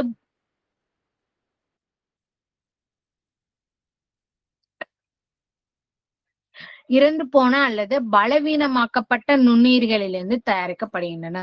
சோ நுண்ணுயிரிகள் வந்து இறந்து போனதுக்கு அப்புறமோ இல்ல அதோட நோய் உண்டாக்கும் தன்மையை நீக்கின பரமோ அதுதான் பலவீனமாக்கப்பட்டன்னு அர்த்தம். சோ நோய் உண்டாக்கும் தன்மையை நீக்கினதுக்கு அப்புறமோ அதுல இருந்து தடுப்பூசியை எடுப்போம். சோ தடுப்பூசிங்கிறது அந்த மெடிசன். சோ இதை கண்டுபிடிச்சவர் வந்து எட்வர்ட் ஜென்னர். சோ இந்த அலெக்சாண்டர் பிளமிங், எட்வர்ட் ஜென்னர் இதெல்லாம் நம்ம வந்து நோட் பண்ணி வச்சுக்கணும். சோ எட்வர்ட் ஜென்னர் தான் பெரியம்மைக்கான ஒரு தடுப்பூசியா முதல்ல கண்டுபிடிச்சாரு. சோ இதுல இருந்துதான் வந்து வேக்சினேஷன் என்ற சொல் இவரால் உருவாக்கப்பட்டது. சோ வேக்சின் போடுற அந்த செயல்முறைக்கு பேர் தான் வேக்சினேஷன். சோ தடுப்பூசியை நம்ம செலுத்துறோம் இல்லையா, அதுதான் வேக்சினேஷன் அர்த்தம். சோ நோயாளியின் உடலில் இத்தடுப்பூசியை செலுத்தும் போது உடலானது நோய் எதிர்ப்பு பொருளை உற்பத்தி செய்கின்றன. சோ நம்ம வேக்சின் போட்டோம்னா அந்த நோய் கிருமிக்கு எதிராக நோய் எதிர்ப்பு பொருள் நம்மளோட பாடி உருவாக்கும். சோ இந்த நோய் எதிர்ப்பு பொருள் உடல்லயே தங்கியிருக்கும். சோ நம்ம உடல்ல எப்பவுமே இருக்கும். மறுபடியும் அந்த நோய் நம்மளை தாக்கும் போது நம்ம உடம்பு வந்து அதை ஞாபகத்துல வச்சு சோ இவனுக்கு எதிராக நான் நோய் எதிர்ப்பு பொருள் வச்சிருக்கேன், சோ இவனை நான் அதிகப்படியில உருவாக்கி நான் விட்டேன்னா இந்த நோய் கிருமியை நான் அழிச்சிருவேன், நம்ம உடம்பு வந்து ஞாபகம் வச்சுக்கிட்டே இருக்கும். சோ எனவே வேக்சினேஷன் என்பது நோய் தடுப்பு அப்படின்னு சொல்றோம். சோ வேக்சினேஷன்னா நோய் தடுப்புன்னு சொல்றோம். சோ தட்டம்மை, பொண்ணுக்கு வீங்கி, ரூபெல்லா இந்த மூணுக்குமே சேர்த்து MMN தடுப்பூசியும், காச நோய்க்கு எதிராக BCG தடுப்பூசியும் நமக்கு கவர்மெண்ட்லயே சின்ன பிள்ளைலயே நமக்கு போடுறாங்க. இந்த தடுப்பூசி எதுக்குன்னு ஞாபகம் வச்சுக்கணும். MMNனா மீசல்ஸ், மம், ரூபெல்லா இது எல்லாத்துக்கும் சேர்த்து இந்த MMN, BCG காச நோய்க்கு எதிராக இந்த தடுப்பூசி. சோ இது வந்து மருத்துவத்தோட பயன். மருத்துவத்துல நுண்ணுயிரோட பயன். சோ அடுத்தது விவசாயம், இயற்கை உரம் தயாரிப்பு. சோ நுண்ணுயிரிகள் வந்து கழிவுகளை சிதைவடை செய்யும். சோ அந்த சிதைவுகளின் போது நைட்ரேட்டுகளை வந்து கனிம ஊட்ட பொருட்கள் மற்றும் கழிவுகள் இருந்து வெளியேற்றி மண்ணை வளமுடையதாக்கும். சோ அததான் வந்து நம்ம இயற்கை உரம் அப்படின்னு நம்ம சொல்றோம். சோ அடுத்து நைட்ரஜன் நிலைநிறுத்தமும் பண்ணும். சோ இந்த இதை பாருங்க, வளிமண்டலத்துல வந்து நைட்ரஜனஸ் கேஸ் இருக்கும். சோ தாவரத்தோட வேர் பகுதியில நைட்ரஜோமோனஸ் பாக்டீரியா இருக்கும். சோ அந்த பாக்டீரியா வளிமண்டலத்துல இருக்கிற நைட்ரஜன் கேஸ இங்க நைட்ரஜன் உப்புவா மாத்தி தாவர வேருக்கு வந்து அதோட வளத்தை வந்து மேம்படுத்தி கொடுக்கும். சோ தாவரங்கள் வந்து நல்லா வளர்றதுக்கு இந்த நைட்ரஜன் நிலைநிறுத்தம் உதவும். சோ அடுத்தது உயிரி கட்டுப்பாட்டு காரணிகள். சோ அது யாருன்னா தீங்கு உயிரினங்களிடமிருந்து பயிர்களை பாதுகாக்க நுண்ணுயிர்கள் உதவுகின்றன. சோ என்ன மாதிரி உதவிலாம் பண்ணுது அப்படின்னா, ஃபர்ஸ்ட் பேஸ்லெஸ் துரிஞ்சியன்ஸ் வந்து சோ நம்ம தாவரங்கள்லாம் நம்ம வீட்டுல வளர்த்தோம்னா தெரியும். செம்பருத்தில நம்ம வளர்த்தோம்னா ஒரு வெள்ளை கலர் பூச்சி, மாவு பூச்சி வந்து ஒட்டி இருக்கு இல்லையா. சோ இது மாதிரி நம்ம விவசாயம் பண்ணும்போது நிறைய பூச்சிகள் வந்து தாவரங்களுக்கு தீங்கு விளைவிக்கும். சோ அந்த பூச்சி வந்து கடிக்காம இருக்கிறதுக்கு சோ பேஸ்லெஸ் துரிஞ்சியன்ஸ் அப்படிங்கிற பாக்டீரியா வந்து அந்த பூச்சியோட அந்த தாவரத்துல ஹைபிரிட் பண்ணிடுவாங்க. சோ அந்த தாவரத்தை வந்து பூச்சி வந்து கடிக்கும் போது அந்த பூச்சி டெட் ஆகிரும். சோ அதுதான் இந்த படத்துல கொடுத்திருக்காரு, பூச்சி மடிதல் ஏற்படும். அடுத்தது ட்ரைகோடெர்மா வேர்களுக்கு பாதுகாப்பளித்து தாவர நோய் கிருமியை கட்டுப்படுத்தும். பாக்டீரியா வைரஸ்கள் வந்து பூச்சி மற்றும் கணுக்காலிகளை தாக்குகின்றன. சோ அடுத்த நன்மை வந்து தொழிற்சாலை என்ன பண்ணா கழிவு நீர் சுத்திகரிப்பு. சோ கழிவுநீர் சுத்திகரிப்பின் இரண்டாம் நிலையில் காற்று சுவாச நுண்ணுயிர்கள் முதன்மை கழிவுகளின் மீது வளர செய்யப்படுகின்றன. சோ காற்று சுவாசிக்கிற நுண்ணுயிர்கள் வந்து வளர செஞ்சு அதுல இருக்கிற அந்த கழிவுகள்ல இருக்கிற கரும பொருட்களை உட்கொள்ளும். சோ அது மூலமா அந்த கழிவு நீரை சுத்திகரிப்பு பண்ணும். சோ அதை பண்றவங்க பேர் யாரு, நைட்ரோபாக்டர் சிட்ரினம் வந்து இந்த கழிவுநீர் சுத்திகரிப்பை பண்றாங்க. சோ அடுத்தது உயிரி வாயு உற்பத்தி. சோ மனிதன் மற்றும் விலங்குகளின் மலக்கழிவுகள் மற்றும் தாவரங்களின் கழிவுகள் ஆகியவை காற்றில்லா சுவாச பாக்டீரியங்களா சிதைக்கப்படும் போது மீத்தேனுடன் சேர்ந்து கார்பன் டை ஆக்சைடும் நைட்ரஜனும் உற்பத்தி ஆயின. சோ பாக்டீரியா வந்து மீத்தனோட சேர்ந்து கார்பன் டை ஆக்சைடும் நைட்ரஜனையும் உற்பத்தி செய்யும். சோ இந்த பாக்டீரியாவோட பேரு மெத்தனோஜன். சோ இந்த இது பண்ணும்போது, இந்த ப்ராசஸ் பண்ணும்போது மீத்தேன் வாயு ரிலீஸ் பண்ணும். அதை வச்சுதான் வந்து நம்ம பயோகேஸ் பிளான்ட்ல நம்ம செய்யறோம்ல உயிர் வாயு உற்பத்தி எல்லாம் பண்றதுக்கு இந்த பாக்டீரியாக்கள் உதவி செய்கின்றன. அடுத்தது ஆல்கஹால் மற்றும் திராட்சை ரசம் தயாரிப்பு. சோ நம்ம பார்த்த பாக்டீரியா வந்து ஃபெர்மெண்டேஷன் ஹெல்ப் பண்ணும் இல்லையா. சோ ஆல்கஹால் தயாரிப்புல நொதித்தல் தான் இம்பார்ட்டன்ட். சோ அதை செய்யக்கூடிய நுண்ணுயிரிகள் வந்து ஆல்கஹால் மற்றும் திராட்சை ரசம் தயாரிப்புல உதவி செய்கின்றன. அடுத்தது மிருதுவாக்கல் மற்றும் தோல் பதனிடுதலில் நுண்ணுயிர்கள். சோ ஆழி தாவரங்கள்ல இருந்துதான் என்ன தயாரிக்கிறாங்கன்னா லினன் நூல் இலைகள். சோ லினன்னா நமக்கு தெரியும், நம்மளோட ட்ரெஸ்ல லினன் காட்டனை நம்ம கேள்விப்பட்டிருக்கோம் இல்லையா. சோ அந்த லினன் நூல் இலைகளை வந்து ஆழி தாவரங்கள்ல தான் எடுக்கிறாங்க. சோ அந்த தாவரத்தை மிருதுவாக்குறதுக்கு சில பாக்டீரியாக்கள் தேவைப்படுறாங்க. யாருன்னா சூடோமோனஸ் எர்ஜினோசா. இந்த பாக்டீரியா வச்சு அந்த லெனின் நூலை தயாரிக்கிறோம். அது போக தோல் பதனிடுதலையும் அந்த பதனிடும் செயல்முறைக்கும் சில பாக்டீரியாக்கள் ஹெல்ப் பண்றாங்க. சோ அடுத்தது அன்றாட வாழ்க்கையில நமக்கு என்னெல்லாம் பங்கு வகிக்குது. ஃபர்ஸ்ட் வந்து ரொட்டி தயாரிப்பு நம்ம மேலேயே பார்த்துட்டோம். ஈஸ்ட் மாவை புளிக்க செய்து உப்பி வர்றதுக்கு நமக்கு ஈஸ்ட் தேவைப்படுதுன்னு நம்ம பார்த்துட்டோம். சோ புரதங்கள் மற்றும் வைட்டமின்கள் அதிகம் நிறைந்த குளோரெல்லாவானது மாவுடன் சேர்க்கப்படும் போது ரொட்டியின் சத்து மேலும் அதிகரிக்கிறது. இந்த குளோரெல்லா யாரு? ஆல்கா, பசும் ஆல்கா. சோ இதை யூஸ் பண்ணி இந்த மாவை நொதிக்க வைக்கிறாங்க. சோ அடுத்தது தயிர் மற்றும் பன்னீர் தயாரிப்பு. சோ லாக்டோபேசிலஸ் பாக்டீரியாவால பால்ல உள்ள லாக்டோஸ் வந்து லாக்டிக் ஆசிடா மாத்தி பால் வந்து தயிரா மாறுது. சோ இது எல்லாமே இம்பார்ட்டன்ட் பாயிண்ட்ஸ். லாக்டோபேசிலஸ் பாக்டீரியாவால பால்ல இருக்கிற லாக்டோஸ் வந்து லாக்டிக் ஆசிடா மாத்துது. சோ தயிரை பதப்படுத்துறப்போ பன்னீர் கிடைக்குது. சோ அடுத்தது மனிதனோட குடல்ல வந்து லாக்டோபேசிலஸ் அசிடோபிலஸ் பாக்டீரியா இருக்கு. இது உணவு செரிமானத்துல பங்கு வகிக்கிறது. அப்புறம் குடல்ல இருக்கிற ஈகோலை பாக்டீரியா வந்து வைட்டமின் கே அந்த வைட்டமின் பி யோட உற்பத்தியில பங்கு வகிக்குது. இது வந்து மனிதனுக்கு அன்றாட வாழ்க்கையில உதவக்கூடிய நன்மைகள்.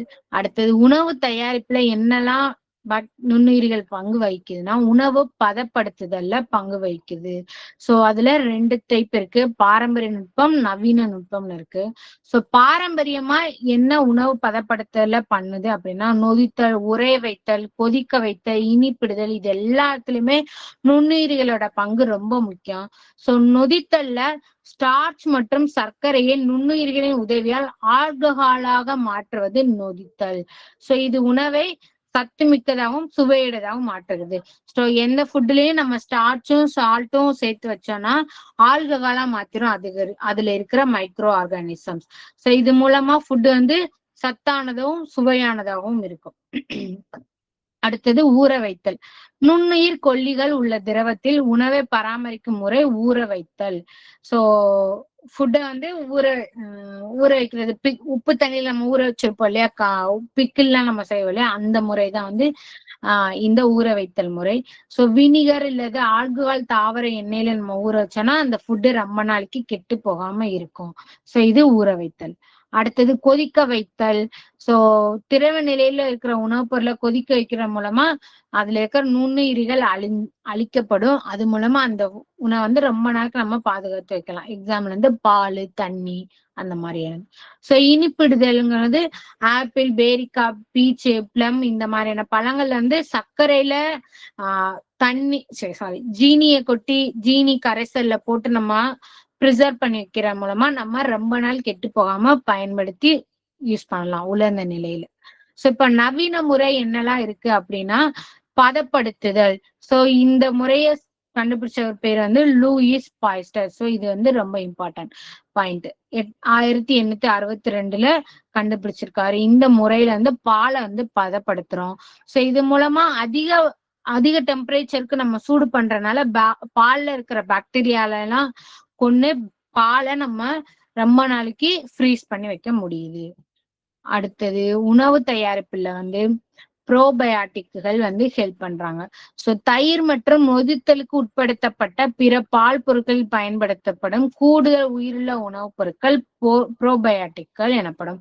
சோ ப்ரோபயாட்டிக்னாலே நம்மளோட கட்டுக்கு நல்லதுன்னு நம்ம சொல்லுவோம். சோ லாக்டோபாசிலஸ் அசிடோஃபிலஸ்ன்ற பாக்டீரியாவோ இல்ல ஃபைப்டோபாக்டீரியம் பைபிடம்ங்கிற பாக்டீரியாவையோ யூஸ் பண்ணி நமக்கு இந்த ப்ரோபயாட்டிக் சிந்தசிஸ் வந்து நம்ம குடல்ல நடக்கும். சோ இது வந்து குடல் புற்றுநோய் ஆபத்தை வந்து குறைக்கும். கொலஸ்ட்ரால் வந்து நம்ம பாடியில அப்சர்வ் பண்றதை குறைக்கும். சோ நோய் எதிர்ப்பாற்றலையே அதிகப்படுத்தி நமக்கு வயிற்றுப்போக்கு மாதிரியான எந்த நோயும் நம்மள தாக்காம பாத்துக்கிறோம். ஓகே. சோ அடுத்தது தீங்கு தயாரிக்கும் நுண்ணுயிர்கள். சோ இது வரைக்கும் நம்ம பார்த்தது நன்மை தரும் பாக்டீரியாக்கள், விவசாயம், வேளாண்மை, தொழிற்சாலை, அன்றாட வாழ்க்கை, இது எல்லாத்துலயும் இவ்வளவு நன்மைகள் இருக்கு நமக்கு இந்த நுண்ணுயிரிகள்னால. சோ இப்ப தீங்கு தரும் நுண்ணுயிரிகள் அவங்களா யாருன்னு பார்த்தோம் அப்படின்னா, சோ சில நுண்ணுயிர்கள் வந்து மனிதர், விலங்கு, தாவரம் எல்லாத்துக்குமே வந்து தீங்கு விளையக்கூடியவங்களா இருக்காங்க. சோ அதுல எக்ஸாம்பிள் வந்து ஃப்ளூ. சோ இது வந்து காற்றின் மூலம் பரவுற ஒரு காய்ச்சல். சோ இது ஒரு வைரஸால உண்டாகக்கூடிய ஒரு தீங்கு. சோ இது பத்தி ஒரு அட்டவணை நம்ம கீழே கொடுத்துருக்காங்க. தாவர நோய்கள் என்ன? சிட்ரஸ் கேன்கர் அப்படிங்கிற ஒரு நோய். சோ இந்த நோய் என்ன பண்ணா இங்க பாருங்க, இந்த மாதிரி சிட்ரஸ் குடும்பத்தை சேர்ந்த மரம் இருக்கு இல்லையா, ஆரஞ்சு, எலுமிச்சம்பழம், இது எல்லாத்துலயும் இந்த மாதிரி ஒரு கருப்பு கலர்ல ஒரு புள்ளி புள்ளியான ஒரு நோய் மாதிரி கொண்டு வரும். இதை கொண்டு வர நுண்ணுயிர் யாரு? Xanthomonas ஆக்சனோபோடிஸ்ங்கிற bacteria. சோ காற்று மற்றும் நீர் மூலம் பரவுது. இலைகள், தண்டுகள் மற்றும் கனிகளை சிதைவு உண்டாக்குது. சோ தாமிரத்தை இதை எப்படி தடுக்கிறதுன்னு பார்த்தோம்னா, தாமிரத்தை அடிப்படை பொருளா கொண்ட பாக்டீரியா எதிர்ப்பு பொருட்களை பயன்படுத்தி இந்த நோயை நம்ம தடுக்கலாம். அடுத்தது உருளைக்கிழங்கு பிளைட் நோய். இதை உருவாக்குற நுண்ணுயிரி பைட்டோ இன்ஃபெஸ்டன்ஸ். இது வந்து ஒரு பூஞ்சை தொற்று, காற்று மூலம் பரவுது. கிழங்குகள்ல பழுப்பு நிற புண்கள் மாதிரியான கொப்பளங்களை காணப்படும். சோ இத வந்து பூஞ்சை கொல்லிகளை பயன்படுத்தி இதை தடுக்கலாம் நம்ம. சோ விலங்குகளில் உண்டாகும் நோய், மேல பார்த்த ரெண்டும் தாவரத்தில் உண்டாகக்கூடிய நோய்கள். சோ விலங்குகளில் உண்டாகக்கூடிய நோய்கள்னு பார்க்கும்போது ஃபர்ஸ்ட் வந்து ஆந்த்ராக்ஸ், கால்நடைகள்ல உண்டாகக்கூடியது. சோ உருவாக்கக்கூடியவங்க யாரு? Bacillus anthracis. சோ எப்படி பரவும்னா, அஸ்தமான மண் மற்றும் உணவின் மூலம் பரவும். சோ இதோட அறிகுறி மூச்சு விடுதல சிரமம், சுயநினைவின்மை, பசியின்மை எல்லாம் இருக்கும். சோ எப்படி தடுக்கலாம்னா ஒரே ஒரு வழிதான், தடுப்பூசி எடுக்கிறது. சோ ஃபர்ஸ்ட் அடுத்தது வாய் மற்றும் கால் குழம்பு நோய்கள். சோ ஆப்தோ வைரஸ்ங்கிற வைரஸ் மூலமா இது வரும். சோ காற்று மற்றும் விலங்கு காரணிகள். சோ விலங்கு காரணிகள் அப்படின்னா என்னன்னா, ஒரு விலங்கு இன்னொரு விலங்கை டச் பண்றது மூலமா, இல்ல அது கூட சேர்ந்து சுத்துறது, அது கூட ஃபுட்டை ஷேர் பண்ற மூலமா இந்த நோய் வரக்கான வாய்ப்பு இருக்கு. சோ காய்ச்சல், வாய்க்கொப்பளம், எடை இழப்பு, பால் உற்பத்தி குறைதல், இதெல்லாம் நடக்குதான் இதோட அறிகுறிகள். சோ எஃப்எம்டி தடுப்பூசி மூலமா இந்த வாய் மற்றும் கால் குழம்பு நோயை நம்ம தடுக்கலாம். சோ அடுத்து மனிதர்களில் உண்டாகக்கூடிய நோய்கள்னு பார்க்கும்போது, ஃபர்ஸ்ட் காச நோய். இந்தியால மேக்சிமம் ஒரு 10ல் 6 பேருக்கு கண்டிப்பா காச நோய் இருக்கும். சோ அவ்வளோ வேகமா பரவக்கூடிய இந்த காச நோயை உண்டாக்குறவங்க யாரு? Bacterium, Mycobacterium tuberculosis. காற்றின் மூலம் பரவுது. இல்ல நோய் தொற்று இருக்கிறவங்க சளியே நம்ம காத்து மூலமா பரவுறது.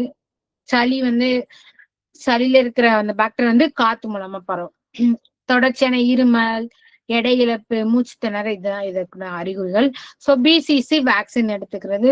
சோ நோய் வந்துருச்சுன்னா அதுக்கு உண்டான மருந்துகளை நம்ம எடுத்துக்கிறது. சோ அடுத்து காலரா, விப்ரியோ காலரா பாக்டீரியா மூலமா பரவும், ஈக்கள் மூலமா பரவும். சோ வயிற்றுப்போக்கு, வாந்தி, இதுக்கும் தனி சுகாதாரமும் தடுப்பூசியும் எடுத்துக்கலாம். அது போக சாதாரண சளி, இன்ஃபுளுன்சா வைரஸ். சோ இது வந்து எம்சிக்குள்ள இருக்குன்னு நினைக்கிறேன் பின்னாடி. சோ காத்து மூலமா பரவும், சளி, தும்மல் மூலமா பரவும். சோ இன்ஃபுளுன்சா வைரஸ் இருந்தா நம்ம வந்து தனியா நம்ம தனிமைப்படுத்திட்டாலே போதும், ஒரு வாரத்திலேயே அதுவே கியூர் ஆகிடும். சோ அடுத்தது ரேபிஸ் நோய், ரேபிடோ விரிடே, இந்த வைரஸ் மூலமா பரவும். சோ ரேபிஸ் வைரஸ் இருக்கிற ஒரு விலங்கு நம்மளை கடிக்கிறனால இது வரும். காமனா வந்து டாக் மூலமா பரவும். சோ காய்ச்சல், ஃபுட்டு, தண்ணி எதுவுமே முழுங்க முடியாது. சோ இதுக்கும் தடுப்பூசி தான். அடுத்தது அமீபிக் சீதபேதி. சோ எண்டமிபா ஹிஸ்டலைஸ்டிகா தான் வந்து இதை காஸ் பண்ணுவாங்க. புரோட்டோசோவா. உணவு, நீர் மற்றும் ஈக்கள் மூலமா பரவும். கடுமையான வயிற்றுப்போக்கு, ரத்தத்துடன் கூடிய மலமும் இதோட அறிகுறி. சோ இதுக்குமே வந்து தூய்மையா இருத்தல் மூலமாவும் மெட்டோனடேசல் என்ற உயிர் எதிர்கொல்லியும் நம்ம பயன்படுத்தி இத நம்ம கியூர் பண்ணிக்கலாம். அடுத்தது மலேரியா பிளாஸ்மோடியம் மூலமா பரவும், பெண் அனாபிலஸ் கொசு மூலமா பரவும். சோ இது எம்சிக்யூல இருக்கு பின்னாடி புக் பேக்ல. சோ இதோட அறிகுறி குமட்டல், வாந்தி, காய்ச்சல் இதெல்லாம் இருக்கு. சோ இதுக்கு எதிராக குயினைன் இந்த மருந்த இல்லைன்னா குளோரோகுயினின் மருந்த எடுத்துக்கலாம். முக்கியமா கொசுவை அழிக்கிறது இதோட முக்கியமான தடுப்பு முறை. சோ இதெல்லாம் வந்து மனிதருக்கு ஏற்படக்கூடிய நுண்ணுயிரிகள்னால் வரக்கூடிய நோய்கள், தீங்கு விளைவிக்கும் நோய்கள். சோ அடுத்தது மனிதனுக்கும் நுண்ணுயிர்களுக்கும் இடையான சமமான மற்றும் சமமற்ற உறவு நிலைகள் பயன்கள். சோ நம்மளோட குடல்ல வந்து ஆயிரக்கணக்கான பாக்டீரியா, பூஞ்சை, பிற நுண்ணுயிர்களுமே இருக்கு. அதுவுமே நம்மளோட ஆரோக்கியத்துல ரொம்ப முக்கிய பங்கு இருக்கு. ஏன்னா நம்ம குடல்ல இருக்க பாக்டீரியால தான் மேல விட்டமின் B12 K எல்லாம் நமக்கு உடம்புக்கு சிந்தசிஸ் பண்ணி கொடுக்க மாத்தோம் இல்லையா. சோ விட்டமின் பியும் கேவும் வந்து நம்மளோட டே டு டே லைஃப் அன்றாட வாழ்க்கைக்கே முக்கியமானது. சோ அமினோ அமிலங்கள் தயாரிக்கவும், நோய் கிருமிகள் உடல்ல நுழையிறதை தடுக்கவும் தடுப்பானாக செயல்படுவது.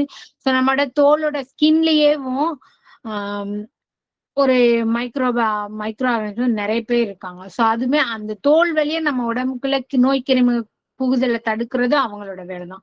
சோ குடல்ல நுண்ணுயிர் பாக்டீரியங்கள் மனிதன் குடலில் காணப்படுகிறது. இவை நம்ம ஒட்டுமொத்த சுகாதாரம் மற்றும் ஆரோக்கியத்துக்கு முக்கியத்துவம் வாய்ந்தவை. சோ இந்த பாக்டீரியா நமக்கு ஹெல்த்தியா நம்ம லைஃபை லீட் பண்றதுக்கு ரொம்ப முக்கியமானவங்க. சோ உடலானது அதனோட அதிகபட்ச செயல்பாட்டிற்கு தேவையான முக்கியமான சத்துக்களை உறிஞ்சு கொள்வதற்கு குடல் உதவுகிறது. உடல்நலம் சார்ந்த சில வேறுபட்ட அம்சங்களுக்கும் இவை காரணமாக உள்ளன. சோ இதுதான் மனிதனுக்கும் உயிரினுக்கும் இடையான சமமான மற்றும் சமமற்ற உறவு நிலைகள். ஓகே. சோ இந்த பாடத்துல நம்ம முக்கியமா நோட் பண்ணி வச்சுக்கிற வேண்டியது, நுண்ணோக்கியின் உதவியா மட்டுமே காணப்படக்கூடிய உயிரினங்களை தான் வந்து நுண்ணுயிர்கள் அப்படின்னு சொல்றோம். சோ வைரஸ்களுக்கு உயிருள்ள மற்றும் உயிரற்ற வகை பண்புகள் உள்ளன. பாக்டீரியா வந்து ஒரு செல்லான புரோகேரியாட்டிக் உயிரினம். பூஞ்சை ஒளி சேர்க்கை செய்ய இயலாத ஸ்போரை உருவாக்கும் ஒரு யூகேரியாட்டிக் உயிரினம். இவை ஒரு செல் மற்றும் பல செல்களான வேறுபட்ட அமைப்பை உடைய உயிரினம். ஆல்காங்கிறது ஒரு செல் அல்லது பல செல்களால் ஒளி சேர்க்கை செய்யக்கூடிய யூகரியாட்டிக் உயிரினம். சோ புரோட்டோசோவா வந்து பொதுவாக ஒரு செல்லாலான பச்சையம் அற்ற யூகரியாட்டிக் உயிரினம் ஆகும். ஓகே.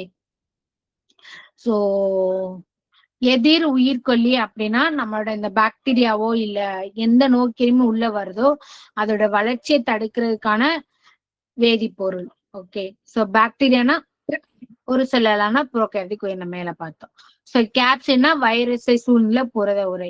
நொதித்தல் அப்படின்னா கரிம பொருட்களான கார்போஹைட்ரேட்டுகள் போன்றவை நுண்ணுயிரிகளால் காற்றில்லா சூழலில் எளிய பொருளாக மாற்றம் அடைவது. சோ கரிம பொருட்களை காற்றில்லா சூழ்நிலையில நம்மளோட உடம்பு யூஸ் பண்ணக்கூடிய எளிமையான பொருளா மாத்தி தர ப்ராசஸ் தான் நொதித்தல். சோ ஹைஃபா அப்படிங்கிறது பூஞ்சையோட அடிப்படை அமைப்பே இந்த ஹைஃபா தான். சோ நுண்ணுயிரிகள் அப்படிங்கிறது பாக்டீரியா, புரோட்டோசோவா, ஆல்கை, பூஞ்சை, வைரஸ்கள் போன்ற மிக நுண்ணிய உயிரினங்கள். சோ நோய் கிருமினா நோய் உண்டாக்கும் உயிரினம். சோ தடுப்பூசினா இந்த நோய் கிருமிக்கு நோய்க்கு அகேன்ஸ்டா நமக்கு செலுத்தக்கூடிய நோய் எதிர்ப்பாற்றலை அதிகரிக்கக்கூடிய ஒரு மருந்து. சோ இப்போ நம்ம பாடத்தை முடிச்சிட்டோம். புக் பேக் கொஸ்டின்ஸ நம்ம இப்ப பார்ப்போம்.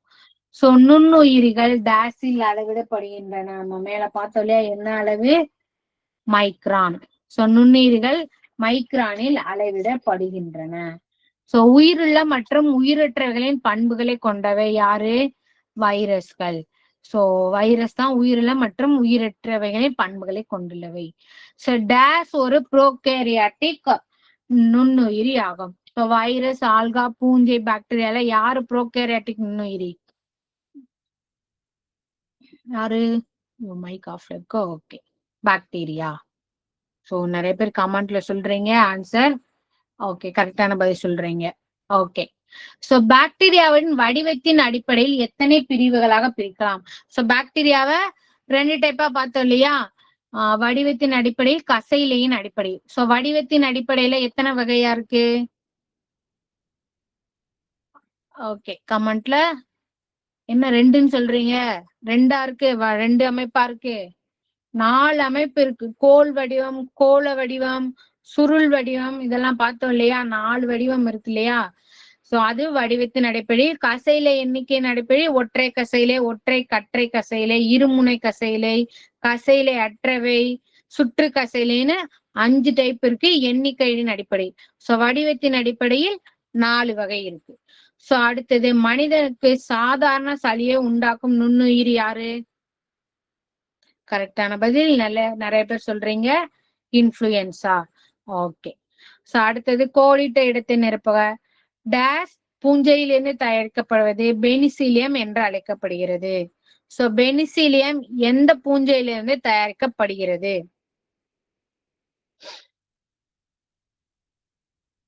பெனிசிலியம் ஃபுல் நேம் சொல்லுங்க.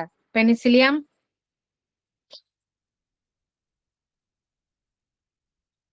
பெனிசிலியம் மட்டும் டைப் பண்றீங்க, ஃபுல் நேம் சொல்லுங்க. Penicillium notatum. So penicillium notatum அப்படின்னு சொல்லுவோம். Oh sorry, penicillium chrysogenum, sorry, penicillium chrysogenum, sorry notatum இல்ல, கிரையோஜினம். டேஸ் என்பவை நோய் தொற்றுடைய புரத துகள்கள் ஆகும். சோ யாருது? டேஸ் என்பவை நோய் தொற்றுடைய புரத துகள்கள் ஆகும். கரெக்டான பதில் சொல்லிட்டீங்க, பிரியான். சோ பிரியான் தான் நோய் தொற்றுடைய புரத துகள்கள். செல்லுக்கு வெளியே காணப்படும் வைரஸ்கள் டேஸ் என அழைக்கப்படுகின்றன. பிரியான், பிரியான். ஓகே. நுண்ணுயிர்களை டேஸின் உதவியுடன் காண முடியும். நுண்ணுயிர்களை எதன் உதவியுடன் காண முடியும்? கரெக்ட், மைக்ரோஸ்கோப் ஆர் நுண்ணோக்கி. மைக்ரோஸ்கோப் ஆர் நுண்ணோக்கி. ஓகே. ஒரு முனையில் கசையிலைகளை பெற்ற பாக்டீரியாக்கள் டேஸ் ஆக வகைப்படுத்தப்பட்டுள்ளன. என்ன நேமு? ஒரு முனையில் கசையிலைகளை பெற்ற பாக்டீரியாக்கள். இன்னும் யாருமே பதில் சொல்லல.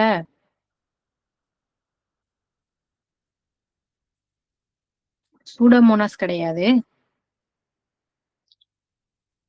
கரெக்டா சொல்லுங்க. மேல கூட பாருங்க, தப்பு தப்பா சொல்லுங்க. இது வரைக்கும் எல்லாரும் கரெக்டா சொல்லிட்டு வந்தீங்க.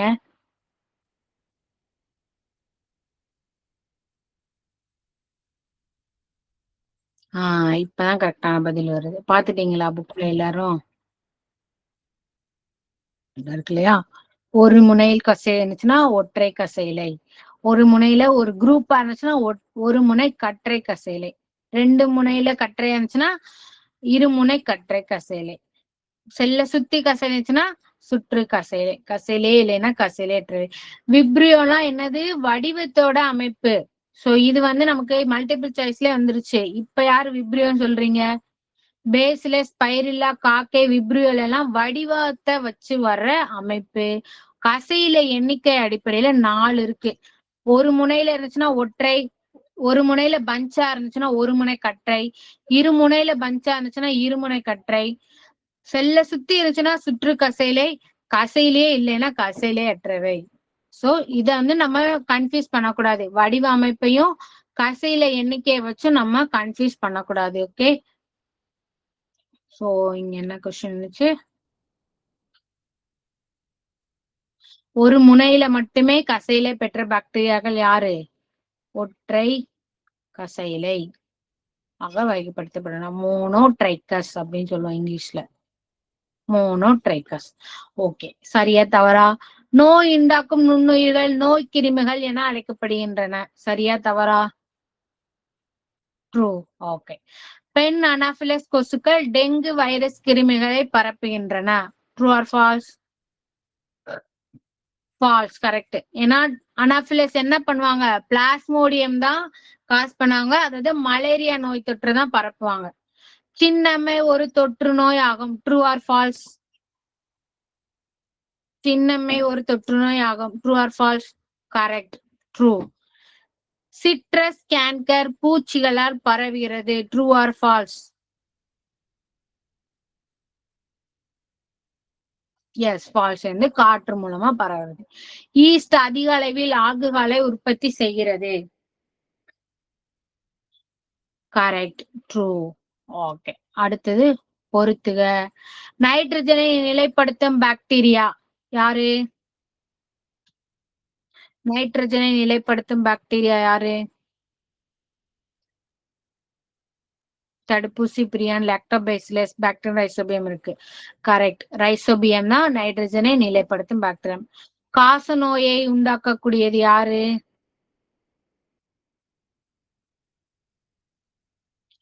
காச நோயை உண்டாக்கக்கூடியது யாரு? Correct, bacteria. சோ அடுத்தது குரு என்னதுங்க?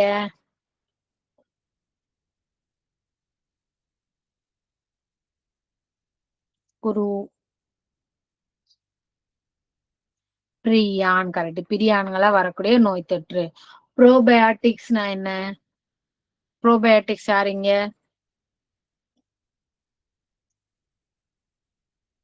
மூணாவது லாக்டோபேசிலஸ் அசிடோபிலஸ் தான் ப்ரோபயாட்டிக்ஸ் பாக்டீரியா. அடுத்தது எட்வர்ட் ஜென்னர் தடுப்பூசிய கண்டுபிடிச்சவரு அவர்தான். ஓகே, சோ அடுத்தது கூற்று காரணம். சோ மலேரியா புரோட்டோசோயினால் உண்டாகிறது. கூற்று காரணம் இந்நோய் கொசுவினால் பரவுகிறது. சோ இதுல எது கரெக்ட்? ஆப்ஷன் ஆ. இந்த 4 ஆப்ஷன்ல எது கரெக்ட்? கூற்று காரணம் ரெண்டுமே சரியா, இல்ல கூற்றுக்கான விளக்கம் தப்பா, காரணம் தப்பா, இல்ல ரெண்டுமே தவறா? எக்ஸாக்ட்லி கரெக்ட், ரெண்டுமே கரெக்ட். கூற்றும் கரெக்ட், காரணம் கரெக்ட், விளக்கமும் கரெக்ட். சோ அடுத்தது 2வது கொஸ்டின் பாருங்க. ஆல்காக்கள் ஆல்காக்கள் பிற சார்பு உயிரிகள் ஆகும். அதுக்கான காரணம் அவை பச்சையத்தை பெற்றிருப்பதில்லை. இதுக்கான ஆன்சர் என்ன?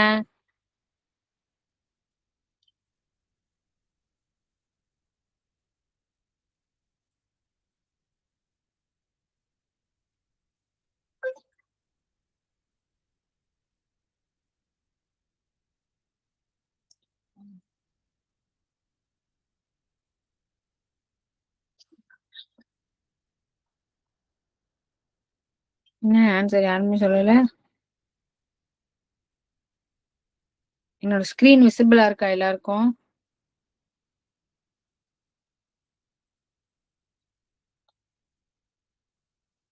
ஓகே, ஒன் செக், நான் ஸ்கிரீனை ஷேர் பண்ணிக்கிறேன்.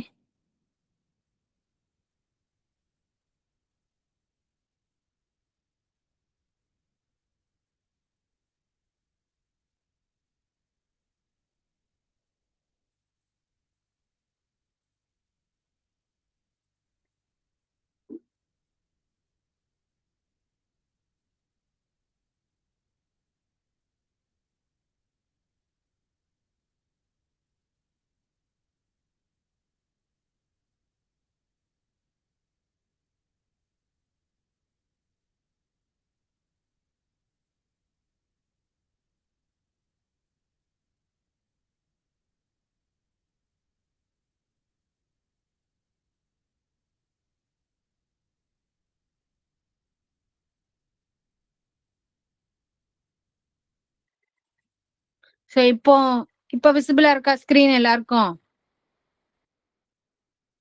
ஓகே, சோ கூற்று என்ன?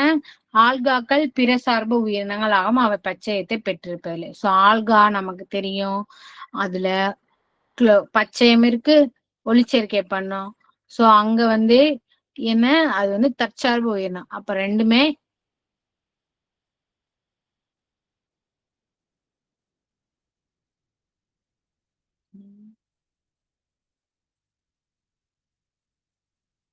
ஆப்ஷன் இல்ல.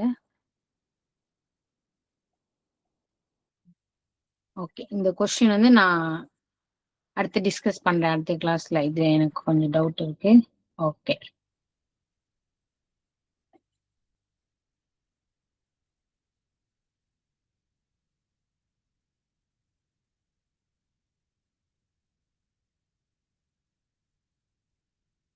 இந்த ஒரு கொஸ்டின் மட்டும் இந்த ஆப்ஷன்ஸை நான் செக் பண்ணிக்கிறேன். ஸோ இதுல வந்து 4 ஆப்ஷனுமே எனக்கு கொஞ்சம் ஏதோ வித்தியாசமா தெரியுது. நான் பார்த்துட்டு சொல்றேன் உங்களுக்கு. ஓகே, ஸோ இதோட இன்னையோட கிளாஸ் முடிஞ்சது. இதுக்கான கொஸ்டின் வந்து நான் இப்ப போஸ்ட் பண்றேன், பாருங்க. தேங்க்யூ.